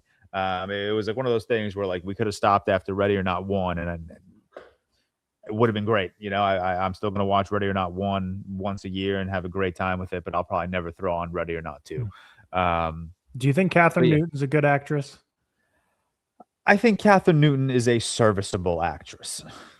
I think she's a serviceable actress. I've never looking like, even when it was announced that she was in Ready or Not 2, I wasn't like, oh my God, hell yeah, we got an all-time great actress on our hands. Like, no, I think she's serviceable. Like, she's good in Lisa Frankenstein. What else? Freaky with Vince Vaughn. I think she's fun, and she's kind of playing the same role in every movie, essentially. Even like Ant-Man and the Wasp: Quantumania. Like, I think she's just kind of doing the same shtick, which more or less feels like she's just playing herself in the movie. Even in what was that movie with John Cena? Cock Blockers, or whatever it was fucking called. Like, I think she's serviceable. I think she's fun. I think she's great opposite of Samara Weaving. I think they're like, it's believable that they're sisters, beyond the fact that they're both, blondes.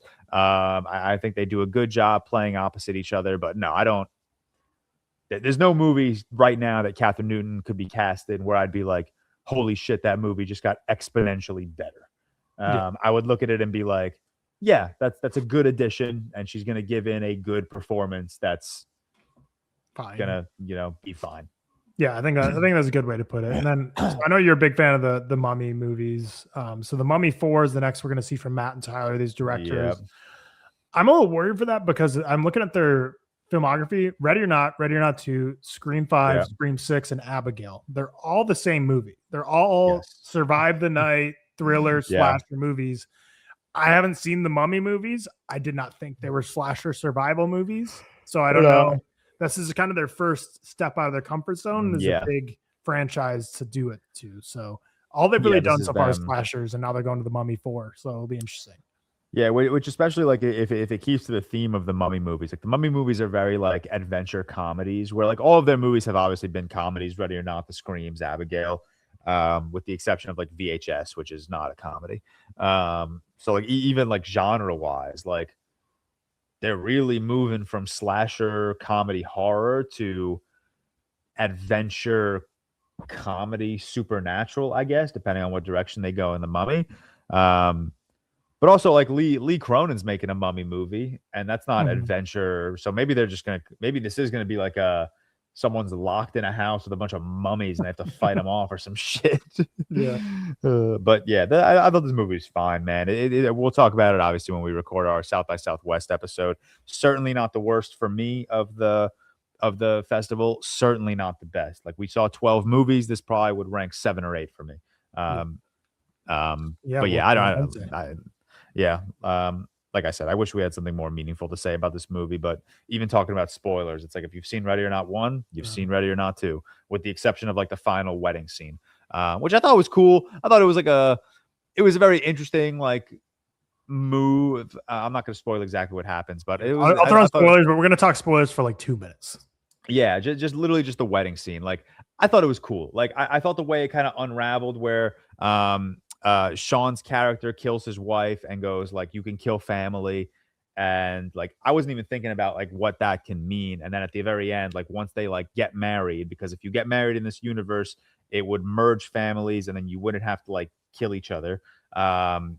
They get married and then she kills him and says like, you can't, like you can kill family members. So she like wins the seat at the high table and is like, all of you guys die. Like this house is done. And I thought that was a cool ending. I think you're absolutely right. Where it was like such a jarring, like pace change and even like tonal shift, not one that like ruined the experience. Like I definitely like, I applaud them for like kind of like not sticking the entire movie in like that survival slasher kind of stuff. And like moving it to like the more like supernatural, like what the fuck is going on. I don't think it works very well. But I certainly didn't like dislike the ending. Yeah, I agree. Cause like when I looked at the final 15 minutes on my watch, I'm like, they're just doing a wedding now. And then once they resolve it really quick, cause she kind of throws, what was it again? Was it like a book or a ring or the ring. Yeah. She just throws a ring in this pit. That's like a pit of death. And whoever has that ring controls it all. You know, I mean, Elijah Wood, the irony is not lost on me, very Lord of the Rings-esque. She just throws the ring into the pit and then everyone just dives on the ring, just killing themselves all at once. So it kind of solves, the movie wraps up kind of abruptly quick. But yeah, I mean, again, we're in the spoiler section. The only spoiler I'll say is just, you know, she survives and just like Ready or Not 1, just as you would expect. But yeah, will there be Ready or Not 3? I don't know, but we don't need it.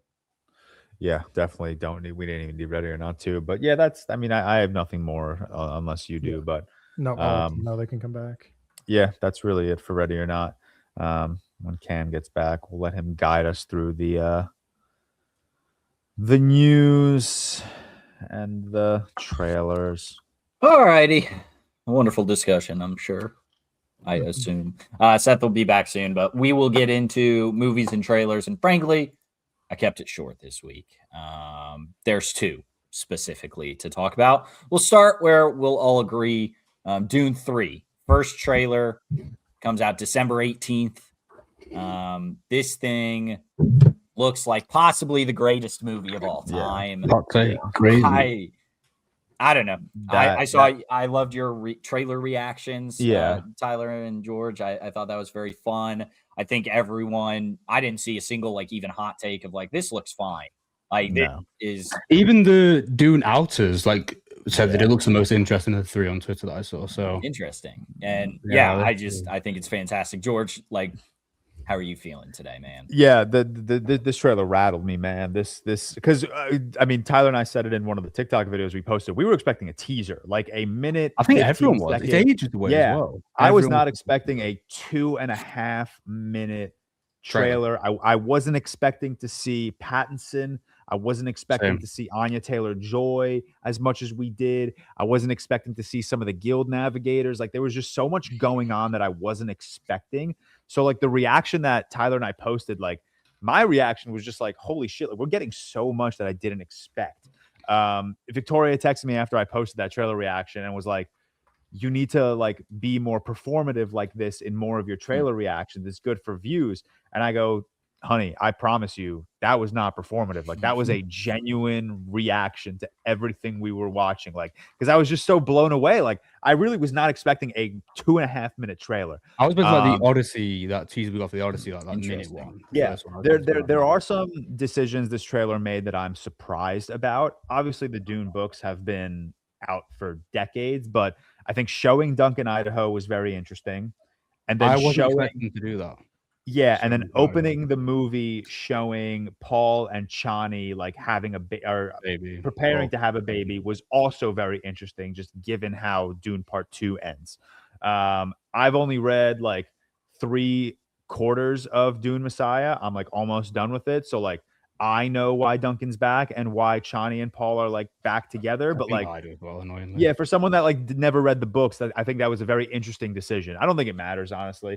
I think it's more in the sense of like I think they're benefiting from the fact that these are books that they can show anything they want and say like I agree. There's no spoilers. There No. are books. Like, if you want to see what's going to happen, like, we can show anything we want. But like, yeah, showing Duncan Idaho's back is crazy. But I also think from a broader sense of like people that aren't going to read the books, but are maybe half fans of this franchise and enjoy the first, are going to be like, whoa, how does that happen? I got to go see That this was the thing, comments you I got on know? my review. Was how is Jason Momoa back? It's the surprise Yeah. factor. So I get it from a marketing perspective because it's like, oh well, he fucking died in the first one. How is he back? It looks Yeah, amazing, it is an man. interesting creative choice, but man, this thing looks. But it looks the good. chanting, by the way, Dude, the chanting, dog. dude, I'm gonna that be shit screaming actually. that shit so loud when I my learn what God. it's saying. Oh, I saw cannot I saw a wait. tweet. I saw a tweet that said like, "I'm sorry, Frank Herbert. I know you wrote Dune Messiah specifically to hammer in the fact that Paul is not someone to follow, Yeah, but that chant got me riding him till I die." yeah. This is like so clearly like a anti-white savior story that is being shown in a very great way, but Yeah. like people are still taking it the wrong You way. can't give us such cool It's things like just the that coolest shit chanting. ever, Like you just can't do that. I do Also, think Ken, I do think based on this trailer, it's supposed to hype you up, and you're gonna see like how shitty it is. the Like in the demise. actual Like you can film. see by I was his gonna say, eyes. I think his that's the face, big and- thing they're not showing is like, I think the hey, trailer this guy's actually is the worst. Yeah, I think the trailer is. I'm not going to say it's going to do like audience members who don't know Dune Messiah a disservice, but like the trailer makes Dune Messiah or Dune Part 3. I don't think it's officially called Dune Messiah, but the trailer makes Dune Part 3 look like it's going to be Dune Part 2 level action, when in reality, it's going to be more like Sicario-esque, which is very slow, very meditative with like. Hey, Denny did that. Yeah, exactly. That's why I Nice. made the comparison. Yeah, no, I got it. It's like I was telling Tyler, like Dune Part 3 is like a political thriller. Dune Part 2 is an action thriller, politics, and Dune Part 1 is like a mix of both of those. Like it's gonna be, if you're going in expecting like Dune Part 2 level action, you're gonna be like. I think really what's gonna caught off happen guard. is you're George, gonna is it, start with all the action, right, and get all the like the jihad that he's got at Probably. the start, and then it'll Yeah. get into. So I do 'Cause think I- you'll still get like my- a nice bit of action at the start. Yeah, I think Yeah. the movie, it's obviously been widely published that like this movie is 17 years in the future. I think the Which movie's book gonna is 12, start. right? Yeah, the book is like 12, but I think the movie is going to start and end outside of Dune Messiah. Like it's Outside going of- to Yeah. start before the events of Dune Messiah, and it's going to end with like perhaps an event or two within like Children of Dune. Like that's my prediction. Correct me if I'm wrong, George. You've read it. I've read bits about it. Isn't Messiah like compared to the first book much more like cerebral and psychedelic and a bit weird? Yes, it is. Yeah, So I'm very intrigued to It's see very what he's going odd. to do with that. 'Cause I think there's going to be stuff that there's going to be some weird shit going on. some weird shit with the navigators and some weird shit we haven't The seen yet. navigators. There's some weird shit with I've Paul seen that some of the goes graphic on. designs of the navigators and stuff. And shit. Yeah, they're really cool. They're really cool. So, Yeah. I'm excited to see the swing they're going to Yeah. take. Also, like, if anyone had any doubts that like Greg Fraser leaving this project would suck, it obviously does suck. But like, I'm convinced. I Linus think they have a Sandgren is good gonna- like opportunity. Greg Fraser's leaving. Help me out. Who did the scores? Linus Sandgren. Linus Oh, Sandgren's Hans Zimmer. leaving. And you got Hans Lin- Zimmer Hans and, Zimmer's- Linus Sandgren is a cinematographer of Dune 3. and I'm sorry. Who did the score of Dune 2 and 1? Hans Zimmer. They're all Hans Hans Zimmer. Zimmer. Oh, really? Why did I think Yeah. there was a different? I don't know. Okay, No, never he's mind. done- Well, either way, I think either way you can say, okay, 17 years in advance. That's why it's going to look different or sound different. Like he Well, does there is talk like a that the different- score is going to be Yeah. absurdly different than the And the first. You're not book- going to get the. The book like, describes it in score, a like- different way, like visually as well. I think it's like a lot more dark in tone. I think Yeah. anyway. So it makes sense if they're going to do it. Obviously, it wouldn't have been ideal. You have a good but excuse. it makes to, like, sense. There's pull a it new away, but- visual. There's a new Dude, look. the character posters looked so fucking hard. And Taylor-Joy and was Timmy crazy. posting Anya that. Taylor-Joy Timmy was- posting that the night after losing the Oscars is Did you see got the me mad. interactions they had? Yeah, like I know. the first Yeah. one that came out was. I mean, great. it's Dune, man. It's Dune. it's Dune, but we say that. But like Dune Well, one, like and Dune 1 2 and did 2 aren't better. like big Dune 1 number- didn't do that well when it came out, did it? And Dune 2 did like what 700 Well, million. Dune 1 came out during the pandemic, so you. We're that talking one- about these movies like- like they're $billion movies, and they're just No, they're not. not. That's what But I they mean, get like- interactions. They're Like, billion-dollar movies in our heads. Yeah. you know. like I think Like this. in the I think general Dune 3 sphere. has a chance. I think Dune 3 has Yeah. a chance. They first, get getting an entire interactions, Dune which is trilogy great. I would say- before the Batman 2. Fuck you. I don't think it Figure makes it a out. billion, but I think it probably makes around the same as Dune 2, maybe a bit It could, more. yeah. I mean, it Maybe a could bit get more. around there, but it looks so good, man. I'm so excited for this thing. Probably after this trailer, probably my most anticipated of the year. And now we have to wait I think it was until always December. probably my most anticipated of the year, maybe, but definitely cements itself. Yeah, This I is said amazing. I texted Rob immediately after. I was like, if I'm being honest, the Odyssey trailer did not get me this like hype. I don't obviously disagree. the Seeing Odyssey the Odyssey trailer- in 70mm last night though was crazy, but Yeah, also crazy. seeing Dune right before Dune it was even crazier. Dude, the Odyssey got frame mogged by the Dune Part 3 trailer. Yeah, dude. It big was time. crazy. Why do we have to Did- pick? Denny Why Villeneuve, can't two frame legends mogs, coexist? Christopher Nolan. They both look so good. I would say Dune because it's the conclusion of Paul's story. that's so fair. Yeah, given like the the Odyssey is a defense of Dune. one-off, but you've been with this character in Dune forever. But the Odyssey makes me so fucking. Yeah, And that's closer. The Odyssey is so much closer to us as well. So it's like. All right. That's Dune. Unless any other thoughts. Now But we man, move on to mid. Mid. Dune mid. No, Dune's greatest trilogy of all time incoming for me. Honestly, I can't say that because I'm so into the Spider-Man, like across and into the Spider-Verse, but like they are both 2 5 stars. This is going to come down to the film on what I consider to be the greatest trilogy of all time. Yeah. Obviously, you're on Return of the King and the Lord of the Rings trilogy, but like for me, I'm very excited for this like battle in my own narrative head of like what am I going to look for more? Both of them have 100 out of 100 in there. Like I think Dune Part 2 Wait, Dune has 100 out of 100 for you? Dune Part 2 is Dune 100. 2, baby. I didn't know it has 100. Since day one, baby. Since day one. Wow. I think Across the Spider-Verse was as well. I love those movies, but very excited.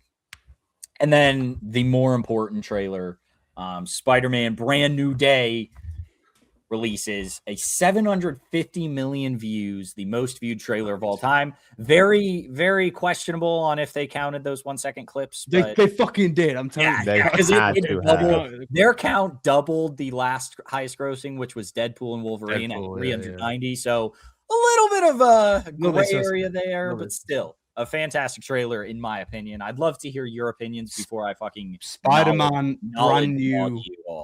Cam, Spider-Man brand new gray is what it should be called. Dude, I'm gray, unfortunately. It's gray. George, give your thoughts before No. I don't want to. I'm so dude. Figure it out. Stop. Do better. Talk to me. Talk about your wrong opinion. Do better. It's not a wrong opinion, and I know what I'm about to say. Mateo's going to clip because it'll do good for engagement. Yeah. Don't do that. Listen. If this movie looks fun, sure. Am I going to watch it? Absolutely. I'm going to watch it. I'm just so sick and tired of grown-ass men in my comment section with zero standards. You're a grown-ass man, and this is a $275 million movie. Have damn some right, and it looks like it. Shut up. I'm not done talking. Have some it does not look like it fucking self-respect and demand a good movie. If you love the character of Spider-Man so much, stop appropriating all of this dog shit. Okay, there's no way you watch. Stop. This trailer is gray. It's green screen riddled. It's a piece of fucking shit. And I'm sick and tired of 30-year-old dudes in my DMs telling me I'm a bald, ugly fuck because they're sucking the dick of Kevin Feige. It's unbelievable. This trailer is such horseshit. Deadpool and Wolverine fucking blows. Spider-Man No Way Home gets worse every time I watch it. Homecoming and Far From Home look like shit. Don't say that. And these are $200 million plus projects. More. Spider-Man Brand New Day is $275 million. And I'm getting shit on because I think a $275 million movie should look good. Should look at least good. I'm not asking for great. I'm not asking for Dune or Interstellar level cinematography and visuals. I'm just looking for good, man. I'm so tired of Marvel dropping these dog shit trailers and these dog shit projects. Okay, I was ride or die. For the Infinity Saga. Terrible. I'll ride or die for Guardians of the Galaxy Volume 3, Shang-Chi, Multiverse of Madness, even fucking Eternals. These movies have their own distinct visual style, but when it comes to Sony, when it comes to the X-Men and the Spider-Man movies, it's like you hired a homeless person off the streets to just hold a camera and direct this movie because no one in this production knows how to film a fucking movie. These movies look gross. These movies look gross, and they're $275 million, and I'm getting pooed on for wanting something that looks good. Fuck this. Yeah, tell them. Fuck their you. one. Bad take. Bad Fuck, take. Movie looks stop. great. No, I'm not done. Yeah, no, Fuck no, this- you're done. it's Make not me too big, much. damn it. Make me Fuck big this now. trailer. Make me big, Fuck damn this it. trailer. Fuck these 1 second No. drops. No. Fuck True. these 30-year-old True. dudes True. in my True. comments. All right. Fuck the opera. Fuck the ballet. Give me Dune 3, bro. I'm sick and tired of this shit. Enough with the slander. I do agree on the one Rebuttal. The 1 second drop, possibly the worst thing this movie could The be. worst. You take it in 1 second. worst. When you Stop. take this whole trailer, a depressed Spider-Man that cares more about being Spider-Man than he does Peter Parker. And Oh, what? off, Oh, man. what? Oh, Fuck what? Oh, what? off. And the Fuck beautiful red off. popping when he's fighting the hand. Like, what are we doing? Oh What are my we doing? God. This Sony like PS4-esque swinging that looks amazing. It looks Stop. fantastic. PS3-esque. Stop. And you know what? Cam? I'm sorry to interrupt your rebuttal, but let me say one more thing. I was so, this is going to be hard to believe. I was so excited for this movie because I was so excited to get Peter Parker to a point where he's like truly. He's yearning. What's wrong Stop. with the guy? Stop. Yearning? He's yearning. Why I'm can't a white boy so, yearn and for Zendaya? this might be And me. This You're might be doing it me. in And Dune 3. Why can't we do it here? no, this might be a me problem, but I'm so annoyed that this movie is going to focus on Peter Parker trying to rebuild his friendship with MJ and Ned. Just move the fuck on. Oh Like my I'm God, ti- you would not move Stop. on. You would not. You would not. You would I'm not. You tired would of not. this You shit. would not. He knows the sacrifice he You would made. not. He's this movie takes place like 7 years in the future. He's just grow up, just move on. I think it's 7 5 years. if we're going, I think it's 5. You're thinking 17 for Dune 3, but I said 7. I said 7. I know. Well, either way, I think it's 5. But he is yearning for his girl, and you know damn well. I don't. Ned Leeds kind of got some swagger in this thing. He got his hair done a little bit better. Ned Leeds got negative swagger, bro. Got a Jacob Batalon, the star of what is it, The Wrecking Crew. All it is, man, is Spider-Man to his bones, man. He's down bad. He's trying to make it through. Someone did point out he's got $1,000 phone and he's got no money, but everyone's got $1,000 phone these days, man. It's just how it is. And just frankly, this is like Tom Holland is Spider-Man, and he is portraying this character in such a heartwarming and heartfelt way. And I think this trailer looks really good. The shot inside the mask of the silence and him Cool. falling like that. You're right. Okay, You thank are right. That is That was a fantastic. cool shot. That was a cool shot. Yeah, and like seeing the like lights move in his eyes. Okay, but can you not agree that you go from the Raimi trilogy even to Amazing Spider-Man, and it's just such a jarring switch up when you start watching the Homecoming quadrilogy? I won't disagree ever that It's I won't so disagree ever jarring. that Sam Raimi's Spider-Man and the Amazing Spider-Man movies look better. I still think the stories within the Tom Holland Spider-Man trilogy, I prefer on some level.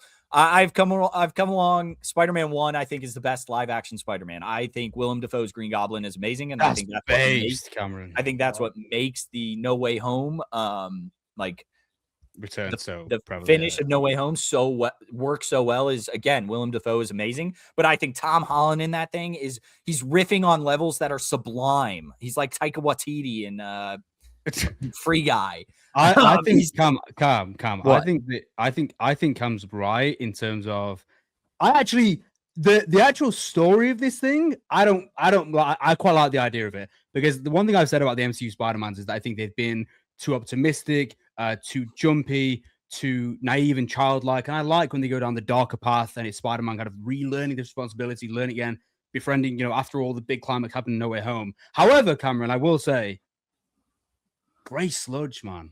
Dude, it's not gray sludge. I get it. There's Gross, man. not all It's of it. so like, gr- not it's all so of it. Popping gross in the looking. background of New York works so well. That's It's not so New bad. York. That's not I've New been York, now. I man. can say that That's- shit. That is not New York. People keep commenting like, bro, it's New York. What do you want it to look like? Like, dog, I promise you, I look outside, I don't see gray. Like, that's not what New York There looks is like. one still. I right, promise you, New York does not fucking look like this. Yes, it does. We were No, there, it doesn't. Man. It's all No, gray. it wasn't. It's shiny as shit. Consumerism, man. Not gray, all man. It's not consumerism. gray. I'm Just so around in and Times everyone Square. everyone's like, oh, George, why are you such a fucking hater? Scroll my TikTok, dog. The only thing I hate on is the MCU. I've not tweeted hate.